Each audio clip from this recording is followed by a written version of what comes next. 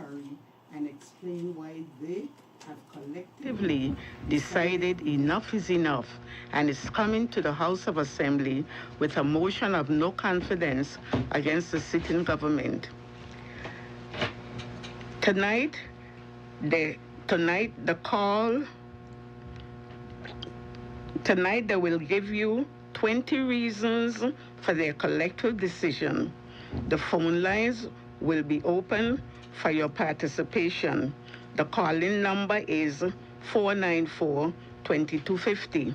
I will now open by reading the first 6 of the 20 reasons why you should come to the House of Assembly on Friday and hear why these men have taken the decision they did.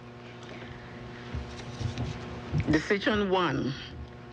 Whereas, since the formation of this government in April 2023, the Premier and Minister for Finance has governed in such a way that has led to a bleak economic outlook for the territory, a rapidly declining quality of life for the people of the Virgin Islands, and a lack of public confidence in his leadership and in his government. Decision 2. And whereas the Premier and Minister of Finance, by his own admission, recently in the House of Assembly, presided over an underestimation of the salary increases to public officials by approximately $20 million, which will place a significant burden on the public's resources. Decision 3. And whereas the Premier and Minister of Finance has not to date produced an economic plan for the territory after being asked repeatedly to do so by members of the opposition. Decision 4. And whereas the territory of the Virgin Islands continues to suffer from a lack of inward investment, while other Caribbean nations and our neighbors in the United States Virgin Islands continue to attract major investments to add to their tourism product and increase their respective governments' financial resources. Decision 5. And whereas the Premier, in his capacity as Minister of Tourism, has failed to produce a tourism plan to safeguard and enhance our tourism market share, despite repeated calls to do so by industry stakeholders and members of the opposition. Decision 6. And whereas Prospect Reef Hotel, an extremely valuable piece of government-owned real estate, remains in a dilapidated state with no firm plans for its revival to enhance the tourism offerings of the territory. Ladies and gentlemen, these gentlemen will now speak to you. First will be the Leader of the Opposition, the Honorable Ronnie Skelton. Thank you, Mrs. President.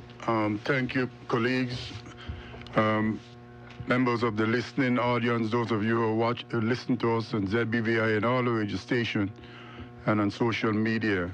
A pleasant good evening to each and every one of you. I also want at this time to express my condolences to the many, many bereaved families who have lost loved ones over the weeks and months. And my prayers and thoughts are with you. Ms. Parsons, the six points of view at the whereas definitely speaks to the economic condition of this territory. I don't think there's anyone in this country who are in business at this point in time they're not concerned of the bleak economic condition of the country. Small businesses having extreme difficulties meeting their obligations. And even big businesses, what we consider to be big businesses, are concerned about the economic activities that is happening in the country. It is true that financial services is holding its own, but it's one of it's not the biggest employer in this territory in terms of human resources. So what the Premier is concentrating on is lends nothing to the economic development of this country. If we look back over the years before the past two administrations, or even the past three administrations, the economic condition of the country was growing and it was moving forward. And people feel that there was a place for them in developing their businesses and transferring wealth to next generation. What is happening in our country today, whether knowingly or whether the Premier has the capacity to understand this, it's left to be seen. But I think the Premier needs to sit with his government and the opposition to find a way forward for all people in our country. This cannot continue. He will read numbers, financial services, but that's direct revenue into the government coffers. There are too many people out there who need jobs. Small businesses need loans, and the financial institutions are getting more and more difficult in terms of lending to small businesses. It is true that there is a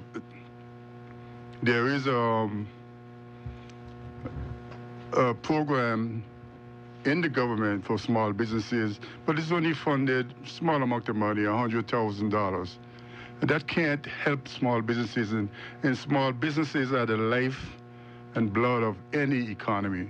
So it's important for us as a opposition to articulate to the general public that a country is not doing well economically. And I don't know if any of my other colleagues want to jump in here and say something. Mm-hmm. Good evening, everyone. I want to say a special good evening indeed to the very good people of District 6 and thank them so very much for the confidence that they've placed in me to represent their interest in the House of Assembly. And just like the leader of the opposition did, I want to extend my condolences to those families who have lost loved ones since the last time we were able to extend this to them in the House of Assembly. Certainly we are here this evening to ring the alarm yet again to the people of the Virgin Islands, because we believe that we are at a critical stage right now. The opposition is doing its best by bringing these issues to the fore, and we want to engage the public so that you are aware, because collectively this country belongs to all of us. And so our responsibility as members of His Majesty's loyal opposition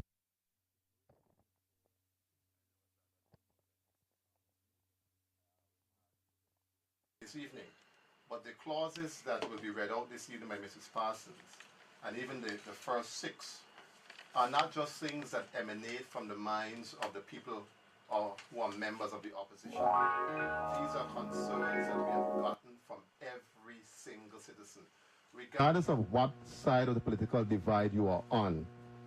You are Virgin Islanders first, and the interests of our country should come first. And I don't think that when you read through these 20 clauses that form this resolution, that you will find any that you disagree with.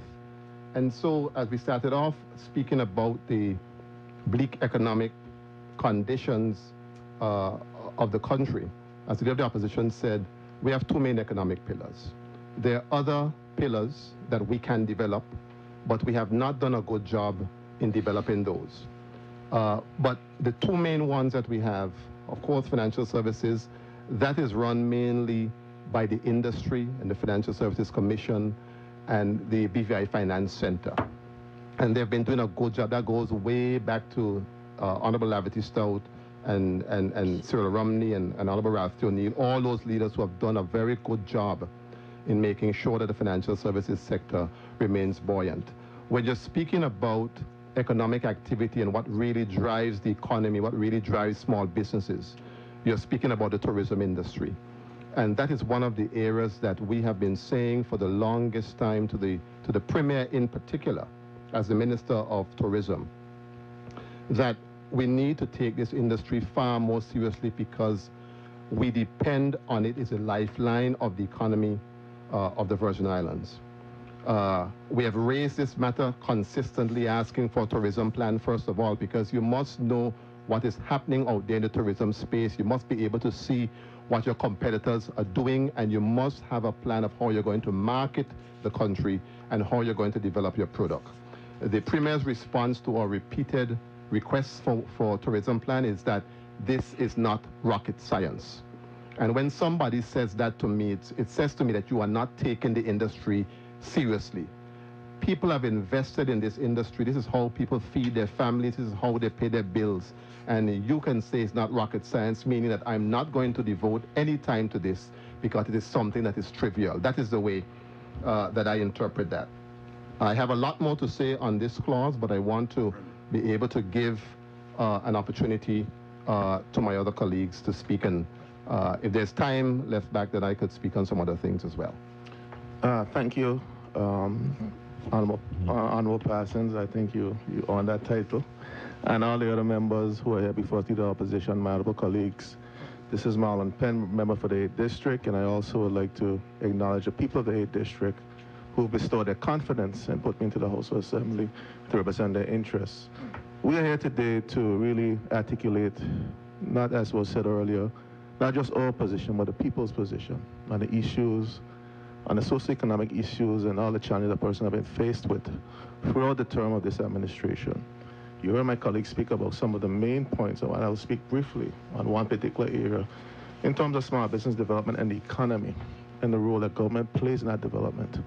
Our government has failed miserably in terms of ensuring that the goods and services that the government sell in terms of the public, for instance, the government's goods and services line item in the budget is over $100 million. Small businesses in this territory look forward to ensure an opportunity to participate in economic activities of the country through the government, who has a over $400 million plus budget. In the last budget cycle, and we asked this very specific question in the House in terms of how much of that money, the goods and services and the monies that were budgeted, that was unspent in the large budget cycle, the number was close to $50+ million. It speaks of a government that is incapable of getting monies in the economy, to circulate within the economy, where businesses, individuals could benefit from economic activity of the territory. So we have a government that's been unable to stimulate the economy through its own activities. We had a situation where we established a trade commission, which was a critical component, not just to offer financial support to businesses, but to offer technical support that many of the businesses in this territory needed at a very critical time. It was suspended for over a year. And all we've gotten so far from that process is a promise of a grant of $7,000 per business. A startup grant for $7,000 for businesses. We're in a time where businesses are struggling and suffering for any type of economic activity, not just in the tourism space, but even in sectors where businesses sometimes just need some guidance and some assistance. And the Trade Department has been failing its efforts to give those businesses the level of assistance and guidance that they need because of a government who's incapable and unable to provide those services for the businesses and the people of the territory. And we look at it from this perspective, and the people have said to us, we need some support. We're drowning. We see how we've mismanaged the resources. The audit reports are coming forward now from the $40 million was taken from Social Security and how that money was misspent. You're now seeing the addendums to reports and an additional abuse of the resources, and we still can't get the money to the people.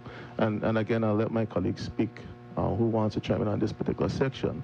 But I believe it's important for us to articulate your wishes in the House of Assembly, your wishes, particularly when it comes to this vote on no confidence, and you'll hear more from me at a later stage in this meeting.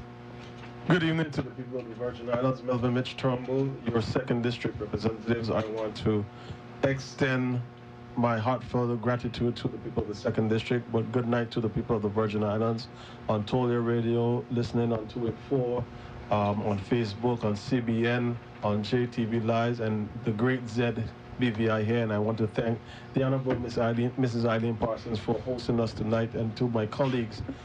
We are here tonight, as the Leader of Opposition said, to highlight the areas of the vote on no confidence that is on the order paper on Friday, to discuss with the people of the Virgin Islands not only our concerns but your concerns, and put to the government the issues that have been facing this territory for far so long. We see now where the government is on a rampage, so to speak, in a hurry to do this, that, and the other, because they have read this document.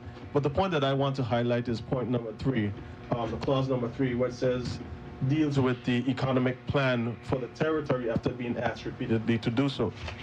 This government has not had a plan for anything of this country's benefits since 2019. The Premier, Honorable Dr. Natalia Whitley, right now, when we ask for a plan for anything that he's doing, tourism, infrastructural development, education, healthcare, there is no plan for this territory. What we continue to have is a government that is reacting to whatever the opposition says, and they say, oh, we had that in train, and now they're doing the things that we said. If you don't have a plan, you cannot execute. And that's where the mismanagement continues to come in. We see $20 million, a mistake, as they will call it. And if you remember, everything after 2019 under the Andrew Foy administration, when the former premier left, everything from this government, it was a mistake. I made a mistake. I want to do better. I want to do better. Now they have the ball in their hands, so to speak, and they continue to make mistakes at the cost of the lives of the people of the Virgin Islands. So a plan for tourism, a plan for the economy, you borrow $100 million with no clear plan of how you want to spend it, no clear plan of how it will benefit the people of these Virgin Islands. And I believe we have to hold this government to account, and that's why we, the members of the opposition, are here tonight, to ensure that a plan is put forward by the leader of this territory and his government, and not make excuses. The blame game of this government did when this government was in, and what government you're in now. This is 6 years. Some of them have held their ministries now for 6 years, and we don't see anything progressively happening for the benefit of the people of the Virgin Islands. So that's why we are here tonight, and I will continue with my colleagues to have this discussion. We invite you to join us, chime in, send your questions, call in, and let's have an active discussion. I'll pause now for another member to give his contribution. Good evening to everyone in the Virgin Islands. This is Honorable Stacey Mather, your at-large representative. From Antigua to Just Van Dyke, a pleasant good evening to everyone. I'm humbled to be here with my colleagues and in the presence of Honorable Eileen Passes, as we call her, Miss P. As a representative for the Virgin Islands, I take my role quite seriously. And if one were to examine the cries over the last few months, the public has made it very clear that they want a vote of no confidence. They have made it very clear that they would like the opposition and the members of the opposition to get up and stand up and use what is in our arsenal on their behalf. This evening, I take privilege in the opportunity to directly speak to the residents of the Virgin Islands, versus standing in the House of Assembly and speaking to an empty room. I look forward to interactions this evening. On the motion that is being presented by the opposition and the leader of the opposition in particular, I want to draw reference to the $20 million for the public officers and publicly state that all of us are in support of giving compensation where it's due for all public officers. However, due diligence, transparency, accountability is something that has been thrown around the territory in the last campaign and even last evening and this afternoon by our Premier. The buck must stop with leadership, and leadership must take accountability. In February of this year in the House of Assembly, I asked the Premier formally whether or not enough funds had been allocated for that salary increase. And he said to me, as far as he's been told, yes. We fast forward months later and we have an error. That is not acceptable. Had things been done right, we would be able to know what was budgeted and where we should be. Furthermore, the Premier most recently got up and said publicly that an investigation will be held. So he will be investigating his own ministry. And again, he stated that he's the Minister of Finance and he will make decisions. In the public domain, there's been a lot of discussions about awarded contract for $250,000. And he has publicly stated that as the minister, he can make these decisions. I question whether or not collectively on the government side, they are making decisions, or is it one person making decisions? Furthermore, within the clauses that were stated, there is a mention made of Prospect Reef.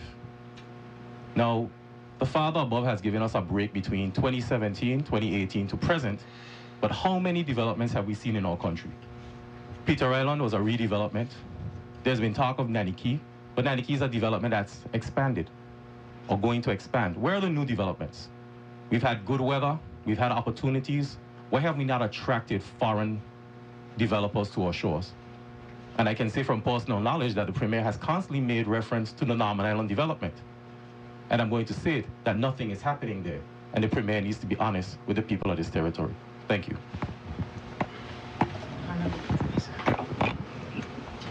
Thank you. Good evening. Julian Fraser, representative for the 3rd District. I kid my colleagues in the government by telling them, I look at them and I said to them, I got more terms than you got years.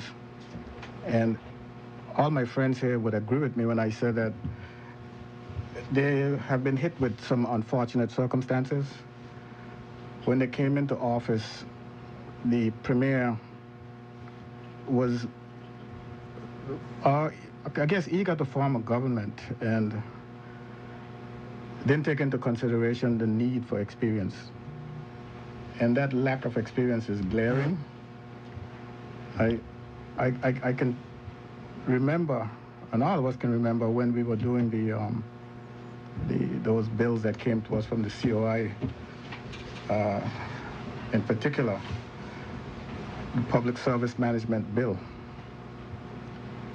And it is obvious that they were misled.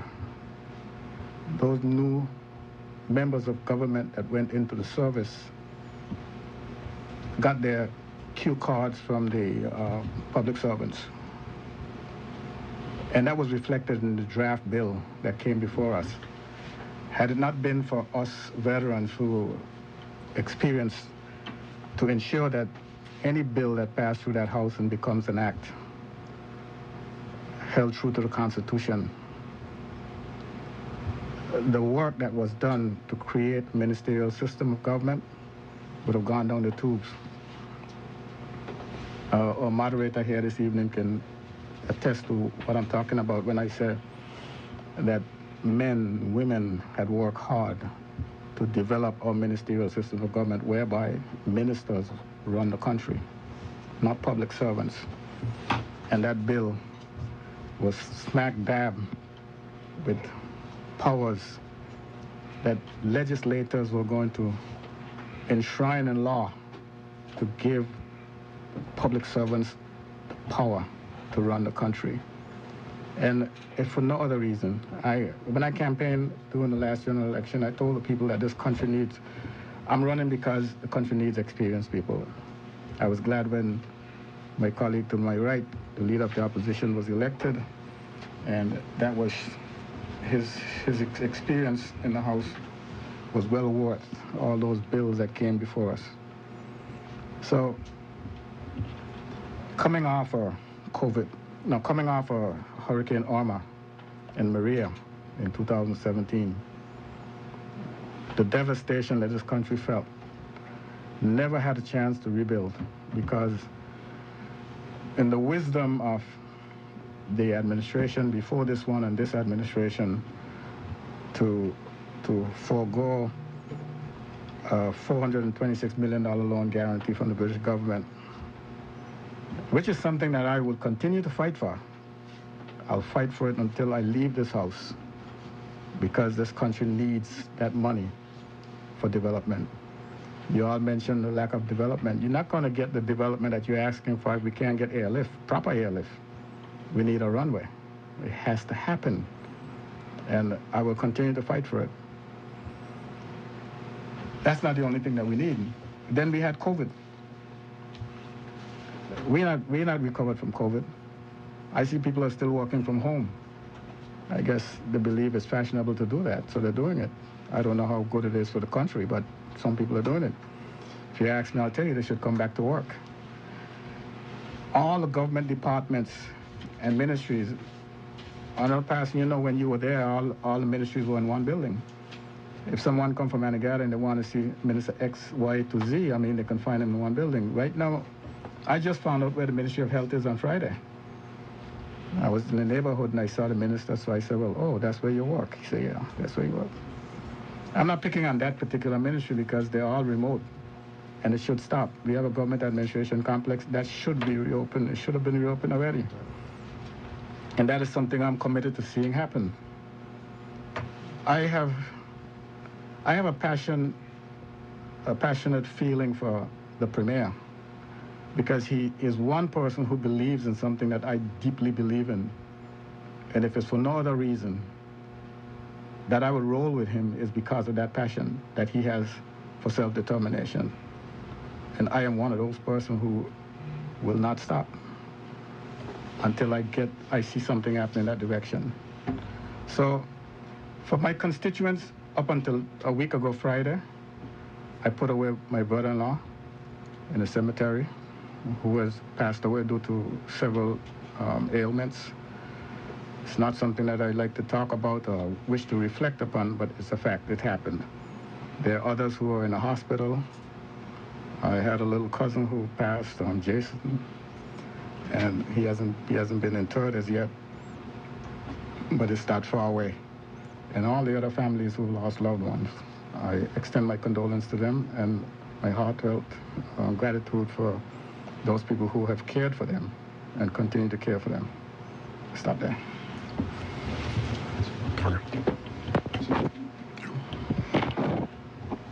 I just want to share something further on the clauses that were read out on a few of the points.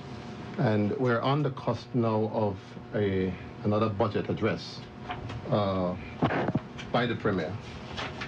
But when you read through his last budget address, you would see that he didn't fulfill many of the things that he raised in the last budget address. And I think one of the points that we've raised here is that overestimation of the $20 million,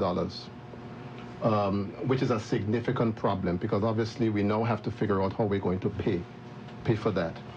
But then we have to also examine the origin of that error, because as Honorable Mata said, the Premier is saying he's carrying out an investigation.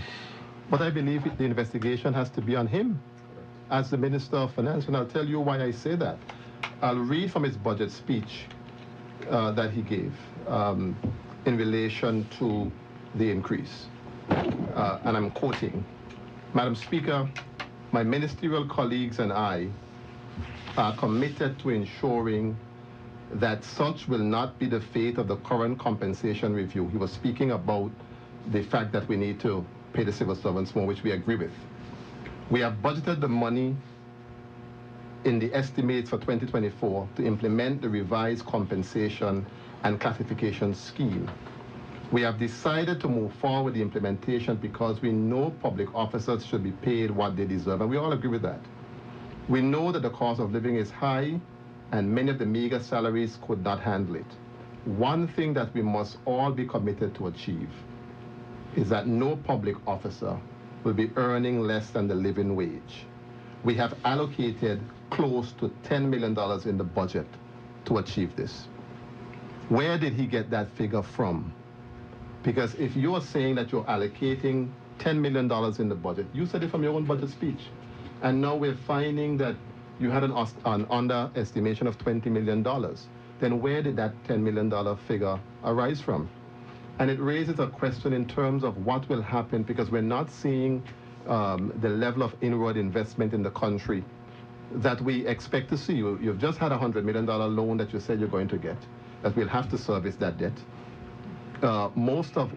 Unfortunately, they did not share with the opposition the full plans for that money. We absolutely saw no documents. All we saw was a written resolution on the order paper. We saw nothing else. And most of the members of the government had the document. The things that they have read out are not things that are going to be immediate revenue generating things. So where are you going to get the money from to pay for the $100 million loan, and then you have this overestimation of $20 million? Where's the money going to come from with no investment coming into the country? And I wanted to highlight some of the things that are happening in some of the other Caribbean countries. I read out something the other day in the House of Assembly that raised a point about what is the fastest growing economy in the country, in the Caribbean, and it's Antigua. And Antigua is being followed by St. Vincent and the Grenadines and Dominica. And where's the Virgin Islands in all of this? I'm very, very concerned about the state of the country.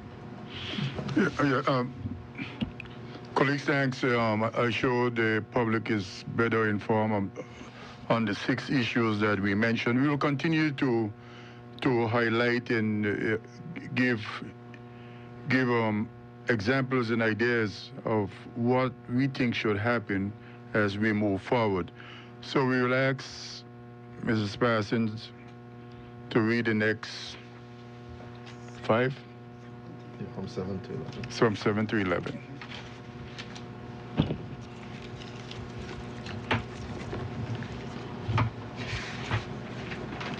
And whereas the Premier and Minister for Finance continue to squander public resources on matters that bring no financial returns to the people of the Virgin Islands, including his non-stop party following the inaugural flight of American Airlines from Miami to Beef Island, the recently held failed Virgin Islands Music Festival 2024, the constant international traveling by him and his colleagues, compliments of the public purse with no result to show, and his proposed purchase of 1 acre of land in Albion Estate in Seagull Bay, Tortola, at an estimated cost of over $300,000 while our public clinics were disconnected from the electrical supply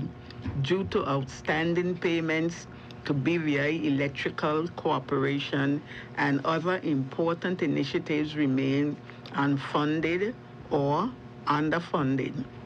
8, and whereas education has been the driving force for the success of this territory and its people, but this important sector remains severely unfunded by the Minister for Finance and receives far more funding assistance from the private sector than it currently receives from the government. Concern number 9, and whereas small businesses, legitimate farmers and fisherfolk, etc., which suffer the effects of Hurricane Irma and Maria, the COVID-19 pandemic, the effects of the war in Ukraine, and other global and local shocks, have been unable to access funding and other capacity building opportunities through the National Business Bureau due to a lack of funding being allocated to the Ministry of Trade to assist them. Concern number 10, and whereas the agricultural industry continues to be neglected by this government, which was evidenced by the admission of the junior Minister of Agriculture that the government has no plan for the development of the industry.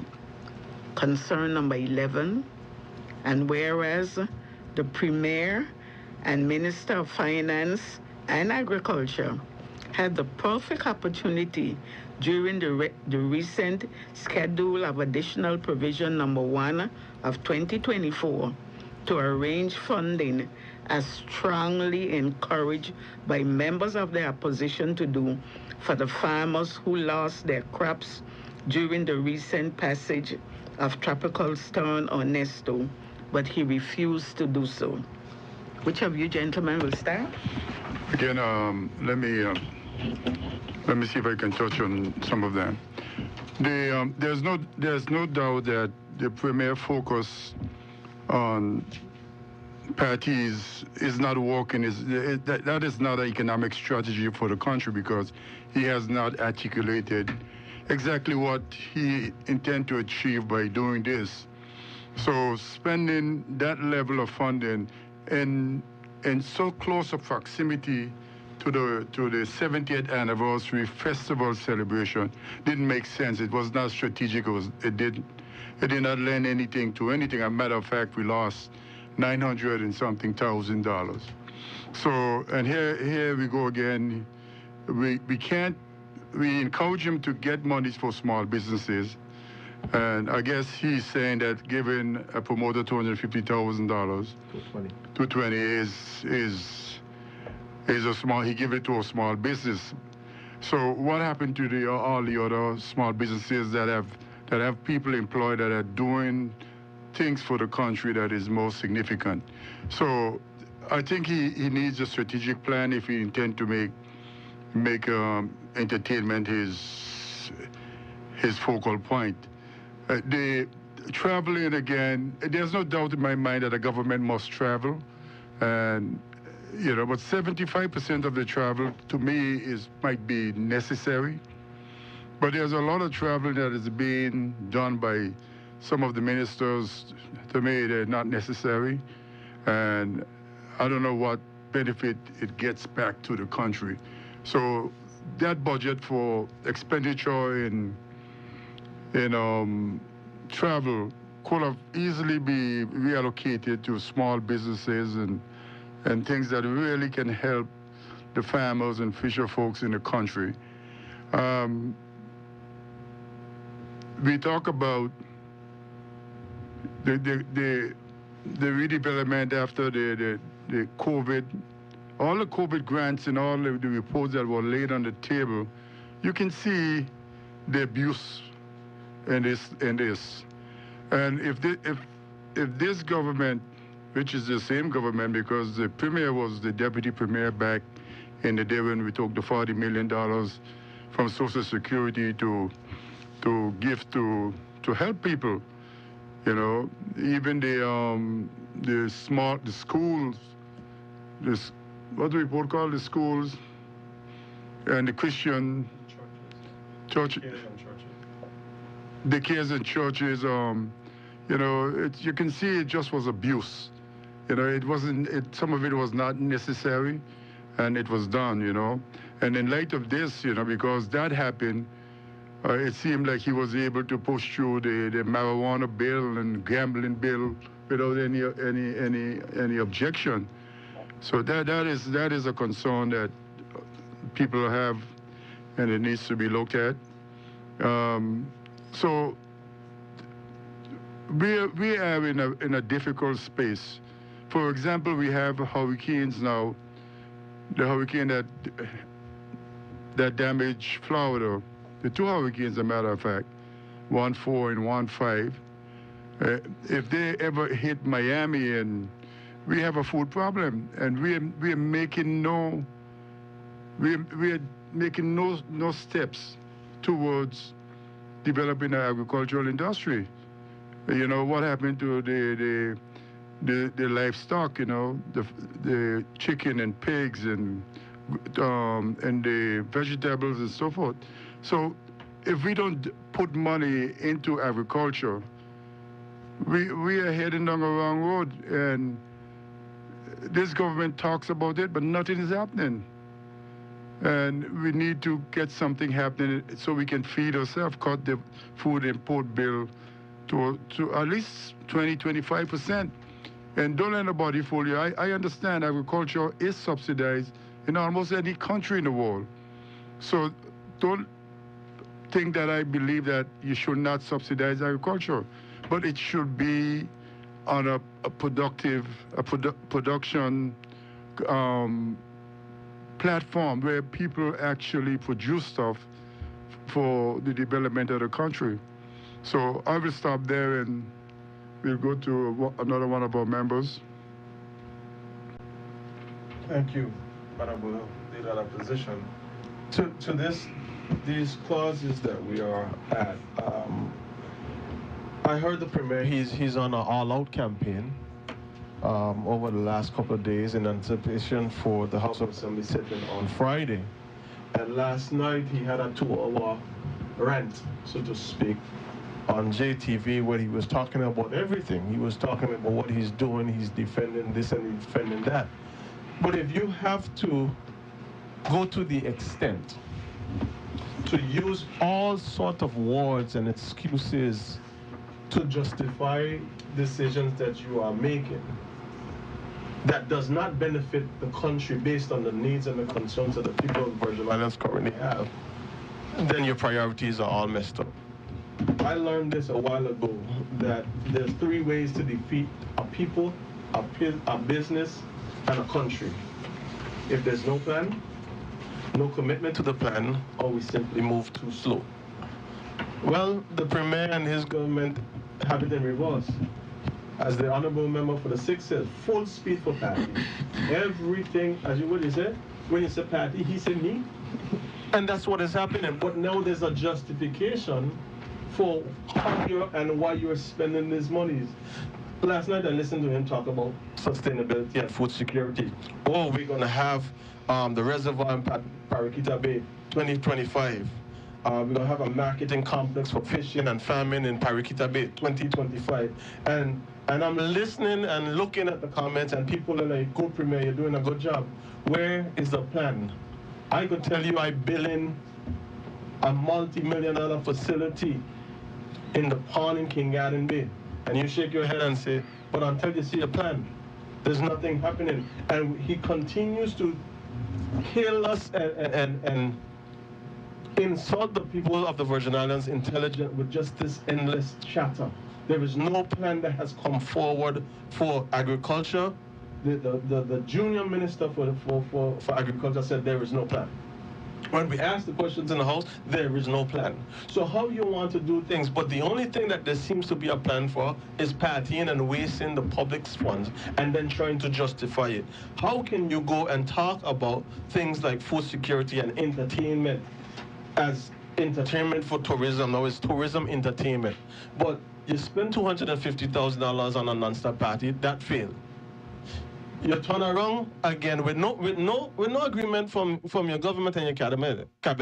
Then you have a music fest. You clear up the whole up behind the complex. Had a party for $936,000. That failed too because nobody showed up. And the administrative complex is still sitting there. The RTR administrative complex is still sitting there. Some 7.5 years later, after the hurricanes, which received $11 million in insurance premiums. And somebody went in there yesterday and said, Mitch, they rat them in there running every day. No more fit, nothing more than a fit rat them in there. They're just running around. So where are the priorities? Where are the plans for this territory? What are we doing? Not just listening to chatter, not just listening to excuses, and not just listening to the blame game that this government and the Premier continues to push. Oh, what your government did and what your government did. And the one thing I want to focus on before I pause here is specifically when it comes to the business sector for the development.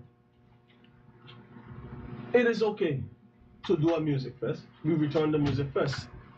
But don't make it seem that doing 2 music fests right before festivals, which we haven't had the numbers for, and then we're on to now a budget and hoping the people of the Virgin Islands would just forget. And this is my cause, and I'll end here, just to put in the minds of the people of the Virgin Islands. This government now is going after a $100 million loan with no plan. Every single one of the 5 ministers are looking for their portion, because everybody wants to spend, and there's no plan. So give me mine, give me mine, give me mine, give me mine. Cars getting bought, planes, trip being taken, and what are the people benefiting? So without the plan, without a clear indication or some sort of guidelines for the Premier to be able to spend this money, he didn't go to CDB, he went to CIBC because it's a is a free rein for him to do what he wants. All the monies are moved through his board, he continues to do what he wants. But then when things fail, he blames the ministry.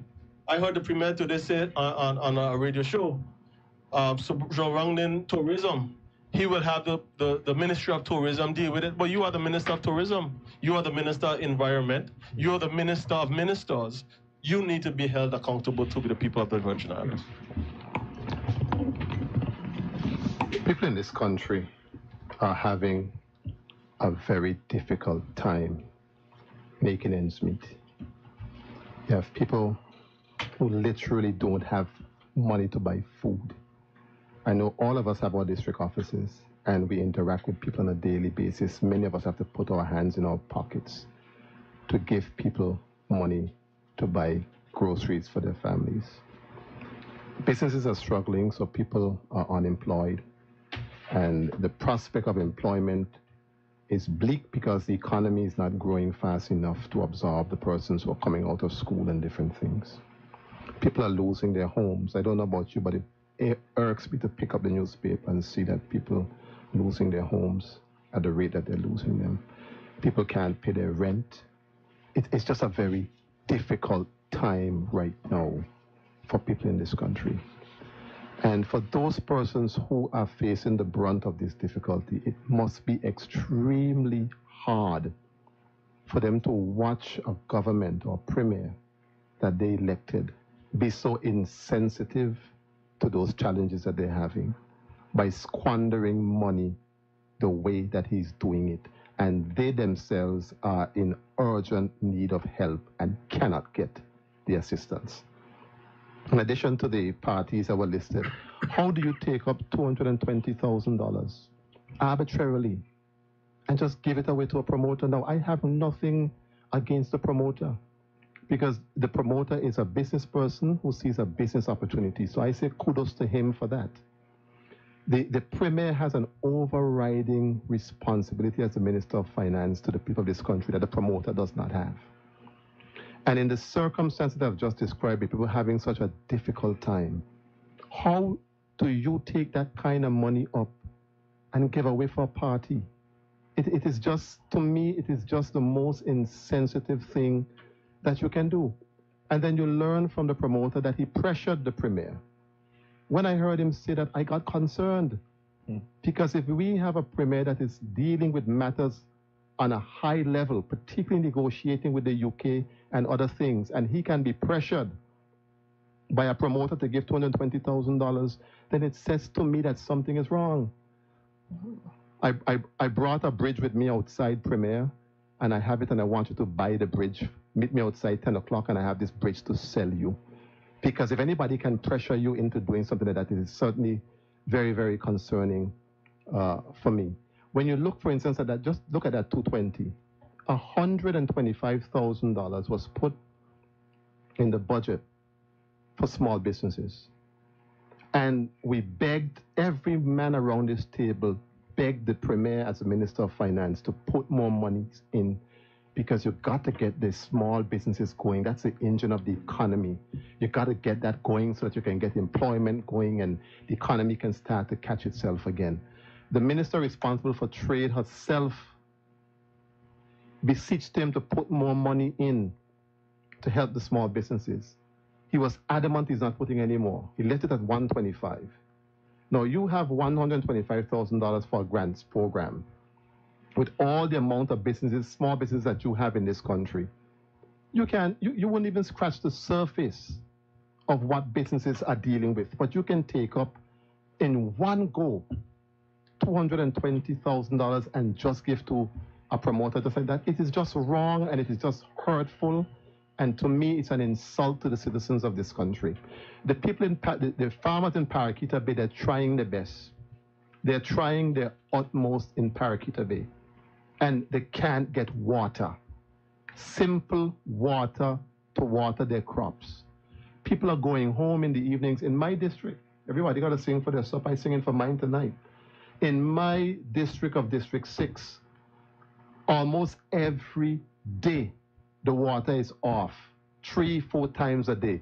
Pipes are bursting all over the place. And when the pipe bursts, The people so hate to see the water wasting, you have to report the leak. When you report the leak, then the water is shut off and the people suffer for the rest of the day. When you call water and sewage, you say, what is going on? They say, we don't have simple money to buy pipes. And you could take up $220,000 and just give away like that for a party. That says to me that is somebody who is not paying attention to their job. It's one of the most insensitive, because nothing is worse than when you know you are suffering and you're having a hard time. And somebody that you have entrusted with your future for the next 4 years, that's squandering the monies like that, and you are here suffering. It's a very, very difficult, very, very difficult situation for people to deal with. The point on the agriculture, I can recall, and Alma Penn was one of those persons, along with other members, who were adamant with the Premier. Because when Hurricane Ernesto passed, when I went into Purcell Estate, one of the first persons that greeted me was a farmer, and he brought a video on his phone of all the crops that he lost from Ernesto. Because if one thing Ernesto did was attack the vegetation of the country. And we were right, we had the opportune time because we were right there in doing the schedule of appropriation.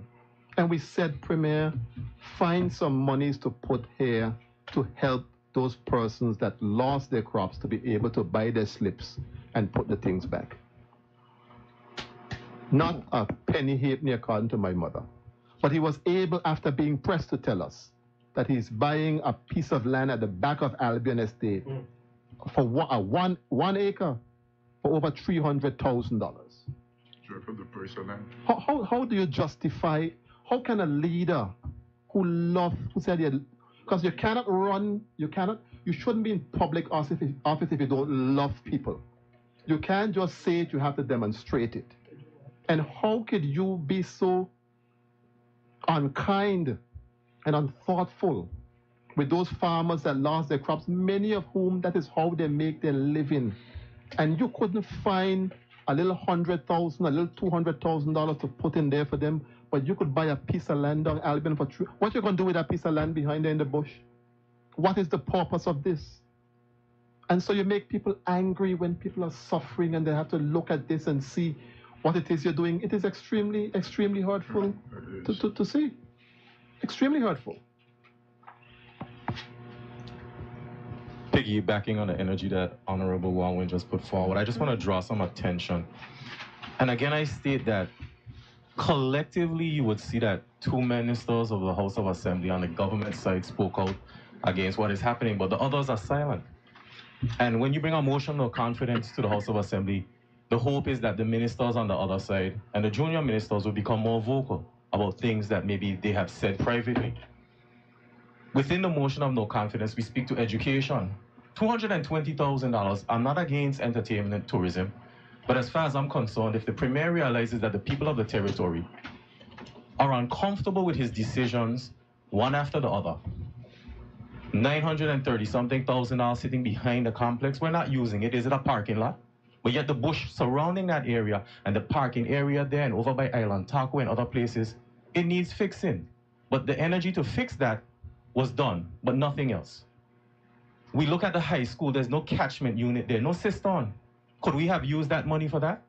Could we have built the remainder of the wall that every time it rains too hard, the school floods and the teachers have to go in there? Could we have used that money to put fans and air conditions in the school so the teachers and the children are more comfortable? There's so many things that could have been done. However, when you speak up about leadership and leadership doesn't react, by changing the pattern, which is, I will explain to my people before I make a decision. In the House of Assembly, when we debated the $100 million loan, I said to the Premier, had you gone out to stakeholders in the business community and had conversations about what you were planning and what you were planning to do, maybe then they could go into the public domain and have a conversation. But the silence from the ministers on that side right now on so many of these issues is deafening. And I call upon them to come to the people, even before the vote of no confidence, and state your position. Are you blindly following? What are you doing? When you look at the farmers and the fishermen, farmers are praying for rain. They can't get water. So when a storm comes by, they're caught between a rock and a hard place because they want the rain, but then it destroys their crops. But this minister, this premier, has been the Minister of Agriculture for 6 years.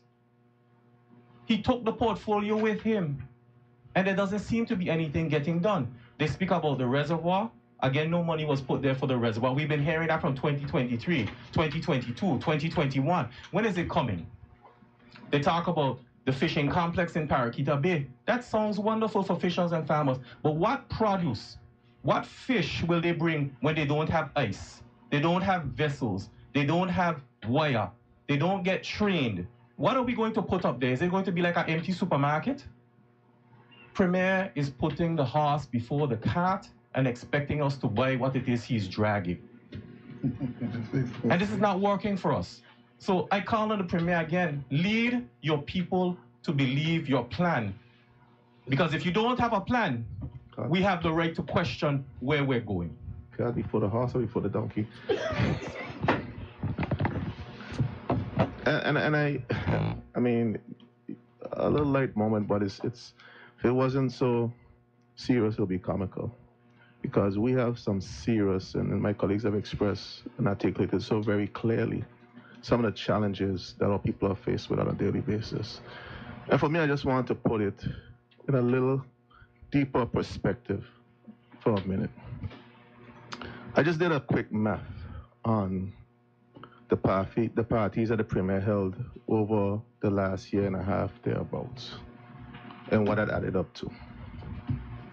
And I'm going to touch on some of the areas that my colleagues mentioned earlier. If you count the Music Fest, which is about $1 million with all the preparations and the monies that we had in the SAP, the $250 for the non-stop concert, and the $220 recently given to the promoter. We're not going to even go to the festival. Let's say $1.5 million. And we look at the issue of water infrastructure. In this budget that just passed, this government only budgeted $100,000 to address the issue of water in this country, where every man, woman, and child from every district throughout this territory suffer from the loss of water. His own district. I live in his district. For the last 2 to 3 days, people have been crying out, there's been no water. And the amount for the 6 is correct. It's every other day, if you're lucky, you get water in this country. But you don't see it fit to put the monies in place to at least address one district at a time at least, so that some people in this country could get water. But you put $1.5 million towards entertainment with no return in sight. The issue of food security. You heard the member speak about the issue of food security. We literally begged, and he had a golden opportunity to prove to the public, both him and the junior minister for trade, for food, for agriculture, to prove to the territory that you're serious about food security in this territory.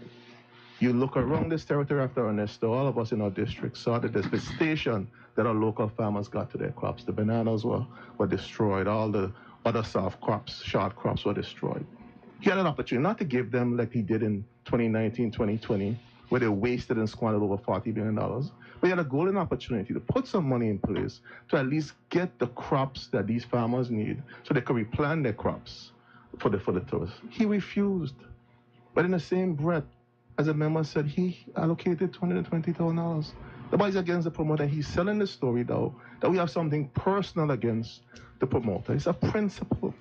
It's a principal position that we're taking. The people of this country have an issue with the squandering of our scarce resources. And I want to touch on the grant program. And I pulled up the grant application form, okay? I just want to read to what the supporting documents are and what these persons who are applying for a meager $7,000 have to provide. Granted, these are businesses who are struggling, who for many of them don't have the resources to even get the basic things to get the business up and running. They want a push to go forward. They have the proof of nationality, which I think is true, the police certificate, a trade license, and here are the kickers, and I think that they need to provide. They provide a certificate of good standing. The certificate of good standing probably costs more than the grant that they're giving the businesses. So you're asking me, businesses who are struggling now to pay these things, to come up with a good standard at this time, pay the government probably more than $10,000, and some of them might be over because, let's be real, businesses went through Hurricanes Irma and Maria, they went through COVID, they're struggling. They need a level of reprieve to try to get themselves back on the feet. And you're asking for this information to give them $7 for a grant. All right? If they're lucky, at the highest end. They have to have their contributions up to date in terms of social. Not to say we'll give you a payment plan, and we have a schedule or agreement for you to pay up these things. I agree that businesses have to pay these things. Right. But you have to give business a chance to get themselves back on their feet. So you're not helping the businesses. But in the same breath, I'm asking the question, have you asked the same promoters who you gave $220 for all of these things that you're asking the small businesses for? Were they asked for all these things to provide all these information before they got that money? There's two standards from this premier. It's a double standard in the way that he treats the businesses and certain people within this territory. A leader of a country has to be a leader for all the people. So if we have a principle, the principle has to be carried out across the board. We have to find ways to support our businesses in our sector. And the same breath, we're talking about the unsightliness of this country. We ask for more money, at least a clearer process to deal with the issue of the way the country looks. We got 50 tons to clean this country. Let us be real. We're on the heels. November is going to be the busiest cruise month of the season. November into December. Yet you can't see where the bush from the air heat. We just welcomed, as Caribbean Airlines, we welcome. And we welcome the airlift and all that kind of stuff. I wonder if the premier and the Minister for Communication and Works and all the ministers, before they went to BFUN, they really drove on the road. If some members of the public are saying that they have to be driving or flying a helicopter, because they're driven on the roads, they'd have seen the condition of the roads, one, and they would have seen the condition of the bush from that area going to the airport. And even, we've asked the premier, we need more money to clean the country up. Even if you don't want to give it through the government system, they're using tourist boat to excavate and do all manner of things. There's an opportunity through the environmental levy to clean up the country on the heels of the tourism sector, clean up the country. But when we see this thing, and the public is seeing this too as well, it's a process of mismanagement of public resources. We're not allocated the resources in the areas that are necessary, where the people could get true benefit from the public resources. And then one last point I'll make before I leave it to one of my colleagues is the people, and I agree with the point made by Honorable Warren, people are struggling. We see it every day in the eyes of the people that come before us in the conversation that we're having. We have the funds at social development. And we learned in the same SAP just recently that we had $1.7 million budgeted for social development. We're now in October, and at the time, I think that was in September, August, when we did that SAP. And only $600 has been allocated. When so many people in this country are suffering, what is the minister doing? The minister has a responsibility to ensure if there's issues with the system, to make sure the system works. Fix the system. Don't blame the staff of social development. They only could work under the regime that you provide for them as minister and as a cabinet in terms of the policy direction. Fix the issue and make sure that the resources get to the people of this country that need it. Nobody should be waiting a week to get a voucher. Those things should be instantaneous. If people come to you with a need for food, you have to provide that opportunity for persons and then reconcile what you need to reconcile. And if the system doesn't allow for it, you have to fix the system to allow for that so that people could get the support that they need. Again, we say the premier, but the minister is responsible too. He's sitting on his thumbs, twiddling his thumbs, while the people of this country go hungry. People of this country who are on the verge of eviction need an opportunity to get a leg up, to be able to support themselves and their families, and not getting those support through these systems. And the minister also is to blame. The Minister for Health, who's responsible for those systems, is also to blame for this.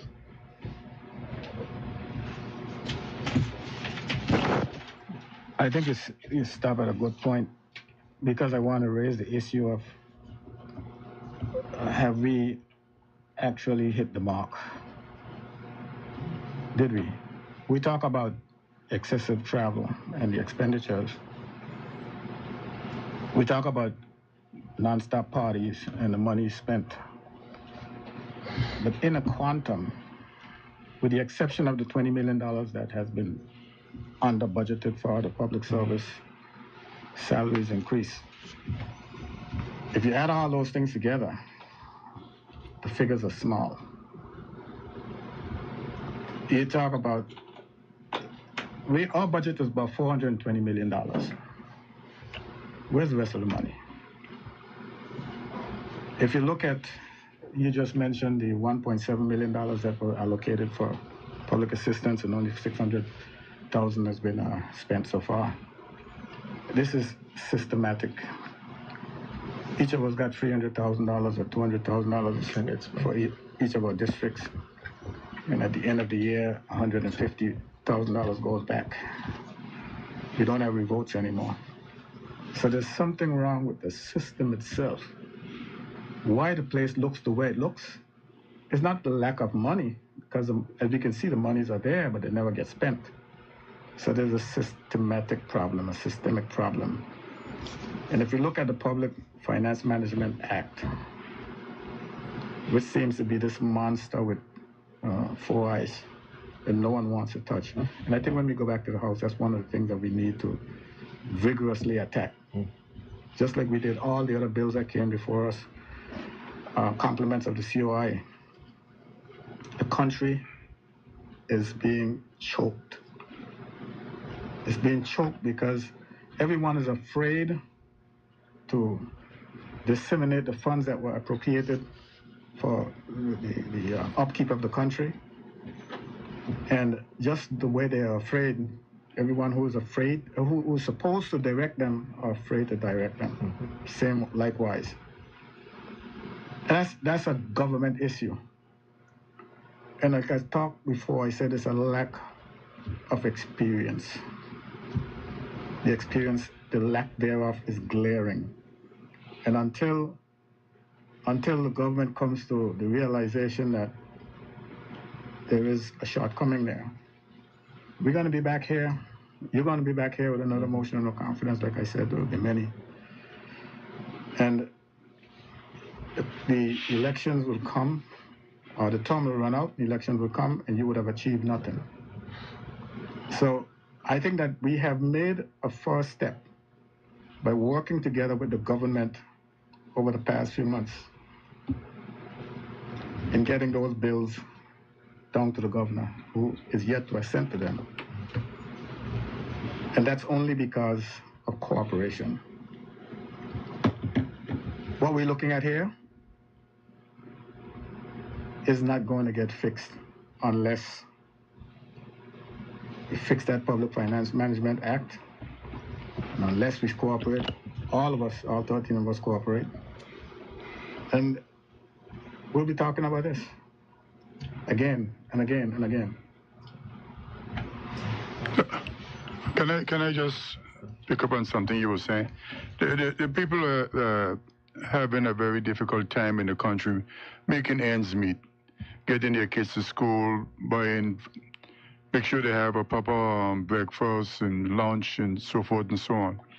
But I remember way back where we have a lot of non-profit organizations in this country, and they have systems in place already, like Family Support Network, I think, and the Red Cross and Cancer Society and diabetes, and a lot of people who are hurting belongs to these organizations, so people know them.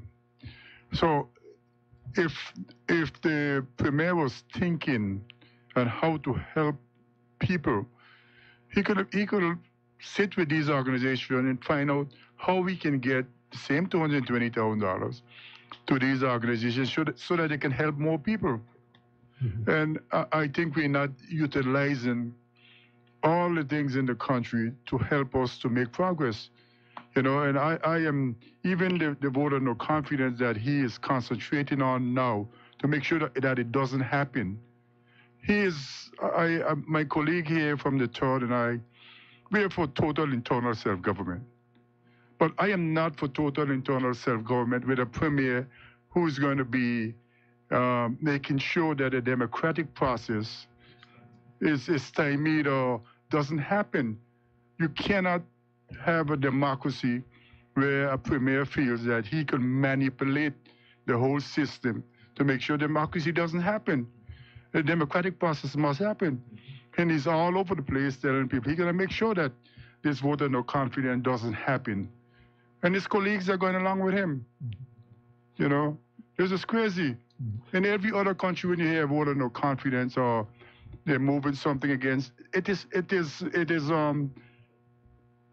facilitated through the system to make sure that these things go away. But what we are doing here and what the premier is doing, trying to, what did he say? He's going to do everything in his power to make sure a democratic process doesn't happen, and he expects me to walk down the road with him for total self-determination. No, I'll have to rethink my thinking. Now I am for total internal self-government. But this is wrong. But just on one note before we go, on the point of helping people who are having a difficult time, people here are proud people. That's true. And people want to work. There are persons who have come asking for assistance who you know if they come to you, it means that things are difficult with them. They're at their wits' end. And if we don't start to pay attention to this economy, if we don't start to get inward investment in this country, get our plans together, make sure that when you take those trips, because when I just read out what is happening in some of the other Caribbean countries, it is the leaders of those countries that go away and meet with people, whole conferences. For instance, look at, in St. Thomas, they have the Virgin Islands Economic Investment Agency that is constantly out there promoting and attracting business. Not even an economic council.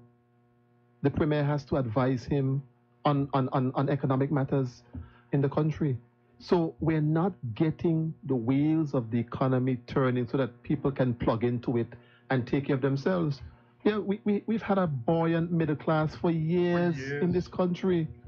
The middle class is disappearing. It's almost gone. The pensioners are holding. It's almost gone. You have people now who were good contractors doing good quality work, lining up to cut bush and clean gut. What it is that we're doing to our people? You have mentioned the pensioners. Yeah. You mentioned how difficult things are because the premise of the increase for the civil service was the fact that people must have a livable wage, which we all agree with. But the pensioners don't live in Tatola too. Them don't go to the supermarket. They don't live in the Virgin Islands and face the same economic, and you did absolutely nothing to help the pensioners. And these people what are we doing? These people are on a fixed income now, and the insurance for the homes and the medical expenses are just escalated. Exactly. We're in a difficult What are we doing out of our people? A difficult place. Ladies and gentlemen, to catch our breath, we'll take a break and we'll now have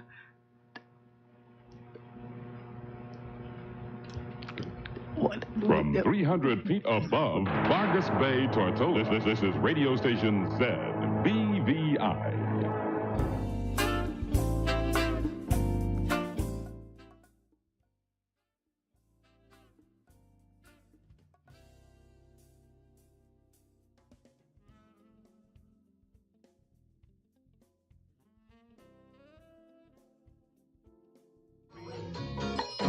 Virgin Isle is a garden where the trade winds blowing, the views from the hilltops and the white sands on the shore, inviting the tourists to stay here forevermore. Yeah, she say inviting the tourists to stay here forevermore. I said this is natural beauty. You can't find this thing in no big city. This is natural beauty. You can't find this thing in New York City. People from America, England, and France, they come in style just to stay in the Virgin Isle. The Virgin Isle is a garden with the palm trees bowing. The Virgin Isle is a garden trade winds blowing, the views from the hilltops, the white sands down on the shore, inviting the tourists to stay here forevermore. Yeah, yeah, yeah, inviting the tourists to stay here forevermore. A lady from America, she came to reside right on Tortola. A lady from America, she came to reside right on Tortola. She say America is too cold, and how it makes she feel so old. But as she reached my island of sun, she say, oh my boy, I'm feeling so young. The Virgin Isle is a garden with the palm trees blowing. The Virgin Isle is a garden with the trade winds blowing. The views from the hilltops and the white sand down on the shore, inviting the tourists to stay here forevermore. How are you, say lady? Inviting the tourists to stay here forevermore. A couple came for the festival, decided they ain't going back at all. A couple came for the festival, they said they ain't going back at all. They say they're done with them kind of place where everybody has a long sulky face. And they stayed in the Virgin Isles where everybody wearing a smile. The Virgin Isle is a garden. This is radio station ZBVI. The present evening time, 26 minutes past the hour of 8 o'clock. We now take you back to the panel of opposition members here at ZBVI.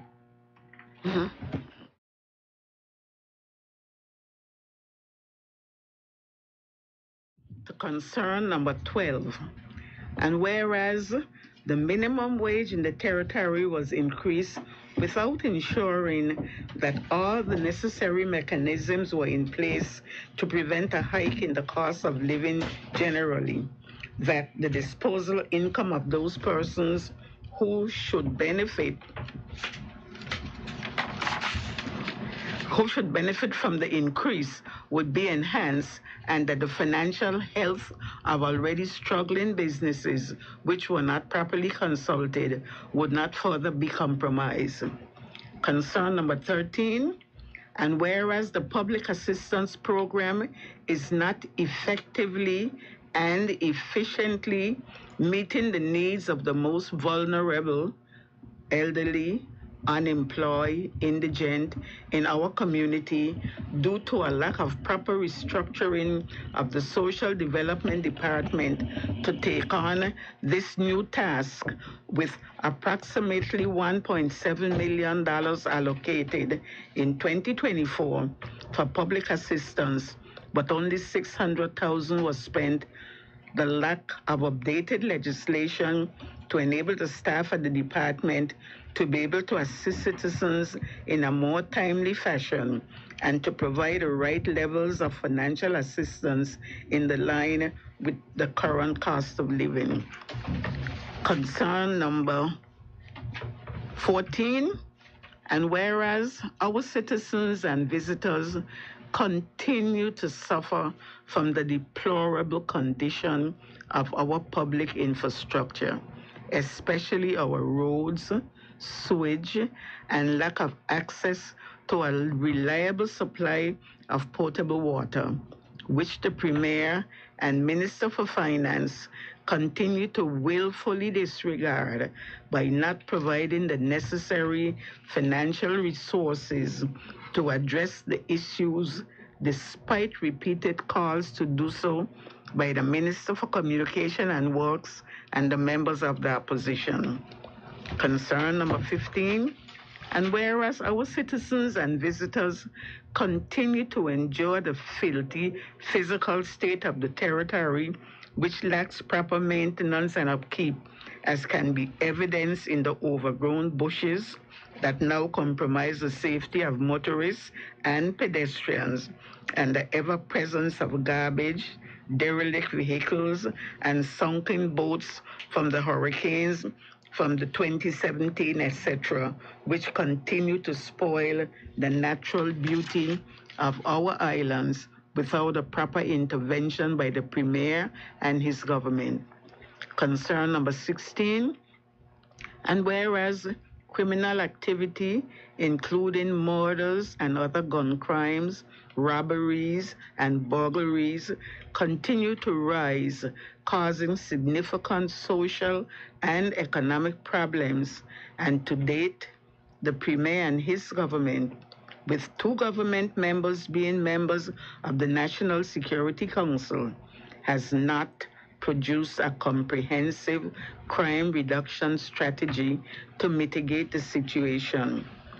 Concern number 17, and whereas the Premier has willfully disregarded the Virgin Islands Festival and Fair Committee Act 2005, number 4 of 2005, and has arbitrarily placed the responsibility for our annual festival celebrations under the control of the BVI Tourist Board, without seeking the approval of the House of Assembly to make the requisite legislative changes to give effect to his desire. Concern number 18, and whereas the Premier and Minister of Finance continues to dialogue with the UN Special Committee on Decolonization on the political future of the territory via-via relationship with the United Kingdom, without having a national conversation with the people of the territory to ascertain their wishes. Concern number 19, and whereas the Premier failed to consult the people of the territory prior to the acceptance of the Commission of Inquiry recommendations and agreed to deadlines for implementation, which he has consistently missed due to his government's inability to bring to the House of Assembly for approval the requisite pieces of legislation in a timely fashion and to implement the agreed policy changes. Concern number 20, and whereas the government of the Virgin Islands continues to disregard the tenets of good governance, accountability, and transparency by bringing legislation to this Honorable House of Assembly without properly scrutinizing and understanding its impact on the people of the Virgin Islands, and without allowing sufficient time for public consultation on matters which affect the lives of the populace. Because of all those, now therefore be it resolved by the House of Assembly of the Virgin Islands that it does declare a lack of confidence in the government led by the Honorable Dr. Natalio D. Whitley. Gentlemen, over to you.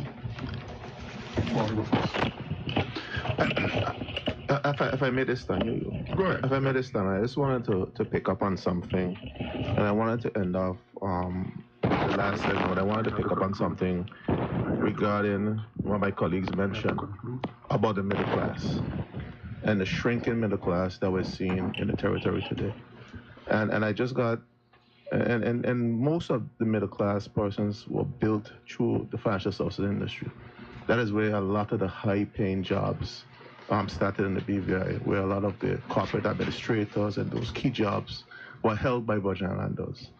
And we're seeing a trend now, moderator and colleagues, where those jobs are being outsourced in the BVI, from the BVI, where persons who had these opportunities now no longer have these opportunities. And I worked in the financial services industry for 15 years at the Financial Services Commission. I was there when we built the Virgin system. And I have to acknowledge Dr. Robert McTavius. In his wisdom, we were very clear that we built the system with one thing in mind, that you have to operate from within the territory. And there were safeguards put in place to ensure that those persons who do business in the BVI made sure they hired people in the BVI to operate from within the BVI. There seems to be a relaxing of the protocols, where persons now are allowed to pretty much downsize to small spaces because they outsource most of the operations outside the Virgin Islands, allowing and taking away opportunities that were developed and built for Virgin Islanders, away from Virgin Islanders, not only for the workers, but for people who rent commercial space. So now when you had commercial space, real estate in Road Town, that was rented for a certain level of square footage, persons are downsized into cubicles in some instances for some companies, 200-300 square foot. So now the person in the commercial real estate space are now faced with a tough dilemma as well. What they're going to do with the commercial real estate. And there's no other opportunities that this government is focused on. Again, my colleague mentioned the issue of experience. The issue of the Public Management Finance Act, the Procurement Act that was just passed by this government. Have made several overtures to this government that you have to find ways to get these bills to the House so we can make the amendments. The Premier has failed to bring them on all calls. We have calls to him to bring these bills to the House so we can make the amendments so that we could better support and help our people. UK cannot say to us that you can't put things in place where you can support and help your people once you're doing it in a fair, accountable, and a transparent way. That's what leadership is. Why are we here if we're not putting things in place to look out for our people, to ensure that our people who work in these industries get the opportunities and persons are not allowed to outsource these job opportunities when our people are the ones who have done it for years. After I started in that industry, 15 years I put in that industry. And it was our people that worked in all of those key positions. The face of the industry have changed. And even the top positions, they're limited now in terms of the people that are in those seats. So we have an issue not just on the ground in terms of they operate, but an issue in terms of the main industry, not just tourism. We say that they're not doing anything for tourism, but they're not doing anything for financial services either. There was an amendment that was made in the House to the business companies, the BVI Business Companies Act, that could send shockwaves through the trust industry. And I know that the industry have spoken to the leadership on this issue, that we need to come back and make these adjustments so that we could make sure, and there's always been this wholesome relationship between the government, the FSC, and the industry, where we work collaboratively on these issues. But again, experience and the lack thereof is why we're in this quandary with a lot of these issues. And one last point before I pass on to my colleagues, that same middle class that we're talking about, you have these people considering that they have to leave our country. For the first time, people are saying, look, I can't make it in my own country. I have family members that has left the country, gone to the UK, gone to the US to relocate, to try to find a better life for themselves, because the opportunities are few and far in between now, and persons have seen it better to go to the UK or go to the US for better opportunities. And this is a government that don't understand what's happening on the ground and are failing to do what they need to do to move the people forward. I want to speak on a matter that I think two of the other members have already touched. But it's a point that speaks to decolonization. And it says, whereas the Premier and the Minister of Finance continues to dialogue with the UN Special Committee on Decolonization and the political future of the territory vis-a-vis its relationship with the United Kingdom without having a national conversation with the people of the territory to ascertain their wishes. That concerns me. The fact that every country and every people have an inherent right to determine their own destiny and what they want for themselves. And there's several models. You have the model of independence. You have the model of integration into a bigger country, in this case, the United Kingdom. You have the model of forming a free association with whatever arrangements you work out. And there's a fourth option of any other model or option that the people choose. This country does not belong to Natalia Whitley. It belongs to all of us. You cannot have us dragging down the road, say you're going to independence without having a conversation with the people of this country. It's a fundamental, and it is his modus operandi. It is the same behavior that you see in the arbitrary giving away of our money without even, he doesn't even have enough respect for his own ministers to tell them, because when you make those decisions and you squander money the way you're squandering them and making arbitrary decisions, you are spending the political capital of those people who stood up with you. Your decisions are affecting them. And it's the same case here. You want to go, what's the reason for us speeding to independence? What is the reason? Not that I'm against it, but what is the reason? What can we say the reason is? And the reason cannot simply be we want to get rid of the UK. That cannot be the reason.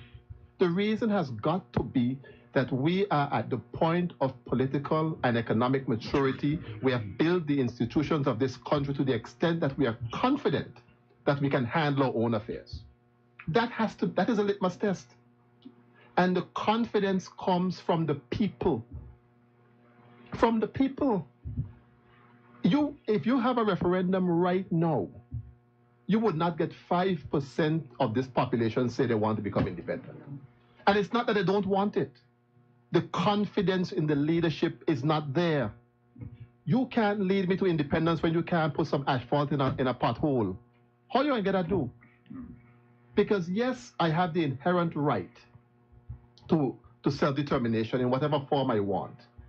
But the underpinning is the confidence of the people. I can't get water to bathe. Where are you going with you? You can't put on a little water in my shower. I'm hungry. And then you want to have a conversation, but people are so busy making ends meet that they're not hearing you. They're not hearing you. And so we got to get back. That's why when the UN people were here, I said, I'm going. I did not go. Because the people of District 6 did not tell me they want no independence until they tell me that I'm going to no meeting, don't invite me to no more, I'm not coming. You need to do things the right way. Have a national conversation with the people of this country to ascertain their wishes and get your marching orders from them and act accordingly. That is my view on the matter. And I completely agree, Honorable Waldman, Honorable Penn, with your sentiments and what everybody's been saying tonight. There's a phrase that I came up with. When you have a problem with money, money will always be a problem. That is not original. And when money becomes your master, you're going to always chase after it. And that's what we have. We don't have a money problem. The Deputy Premier, Honorable Anna Smith, says this government don't have a problem with money, they have a problem with implementation, which is management, which is being responsible, which is leadership, which is vision, which is planning, and being able to execute the plan. 2015, and you hear it coming up now about the sewage, Eastern Langlo sewage. And this $8 million. We're in 2024. The member for the aid will tell you that there's still $2 million outstanding to be repaid by the BVI Ports Authority for the sewage project. But before I came into this house, I knew about the Eastern Langlo sewage issues. King Garden Bay has a sewage treatment plant that costs somewhere between $7 and $10 million to install a treatment plant that is down there whistling. But there's no laterals connected to get the sewage to the treatment plant for treatment. And since 2020, a contract has been awarded. And this government that is elected, whether under the former leader and the current one, still yet to implement or put the funding for a sewage project.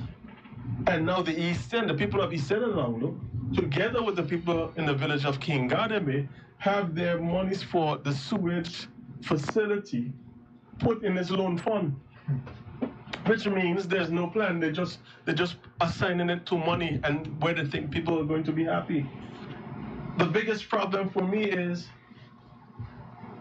we are blaming everything on everybody else and not accepting responsibility. Bush in the country, it used to come under public works. We moved it from public works to solid waste, from solid waste to the Premier's office, and solid waste now to under the rated program. And I heard the Premier say today and even last night, the program ain't working. We need to put more money in the system. But you are the minister of the system. Fix it, why don't you? It reminds me of that old folk song. There's a hole in your bucket there, Liza. Well, fix it. For God in heaven's sake, fix it. And then we go on. You heard this constant blame about NHI. NHI is failing, NHI is failing, and NHI is failing. No, you are failing. Because you have the capacity and the funding necessary to fund NHI, to put the persons in place to manage NHI. The BVI hospital, BVI HSA, to the Dr. Decolonization Smith Hospital. We are losing doctors and nurses, but we are not decreasing the amount of patients that are coming in there for dialysis, that are cancer patients that we are losing every day. What are we doing for healthcare in this country? You can't keep blaming it down the road and kicking the can down the road, or look at who didn't do what. You have the responsibility. You are elected to be the leaders. Please, for God's sake, lead. And if you can't lead, that's where the opposition is held, to move you out the way and replace you, and we will lead for you. My final point on this is this vote of no confidence, as the leader opposition said earlier, is looking to be kicked down the road. We know the political games that are going to be played. I even hear a suggestion that they're trying to push this thing down to January. But it's on the other paper. If the Premier is responsible, if he wants to be the man, so to speak, you got to face the music, and this is not the music of the opposition, this is the music of the people of this territory who are asking you to be responsible. And I would say this, people of the Virgin Islands, before we open up the phone lines at 9 o'clock and allow other members to speak, you can't tell me with these 21 points that we have here and others that will come up during the debate, that for the members of the cabinet and the sitting government, that you cannot sit and be comfortable with things like this and sit side and sit, I agree with my Premier and I stand behind my Premier like you have done. Basically, you will be spitting in the face and turning your back on the people of the Virgin Islands, who the honorable members speak about, is hurting and hungry and are looking desperately for leadership. We need to reestablish our relationship with the United Kingdom, but we must more so need to reestablish the relationship with the people of the Virgin Islands who elected us to lead, and plan for the future of those children and generations yet unborn that could look forward to something. So I am hoping that the people of the Virgin Islands don't be misguided. Don't be fooled by this endless chatter, the smokes and the mirrors. Don't mind how much radio station they go on.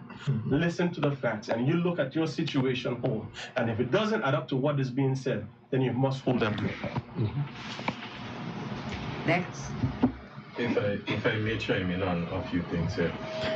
I grew up being reminded that the ship is not ruled by the rudder, the rocks will pick them up. In 2024, it was budgeted $1.9 million for travel. The actuals right now are 2.7. Does this mean that they spend more time abroad than here? What are we doing? When you look at cost of living in the BVI, much has been said about consumer protection. We don't have it. Our people are screaming out. Our Honorable Walwyn has talked about it. I grew up in a BVI where a bag of sugar was $2, $3. How much is it now, $6? The government has talked about a basket of goods, the cost to live in our territory.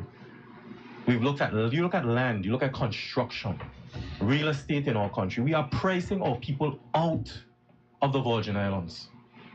Then who are we preparing the Virgin Islands for?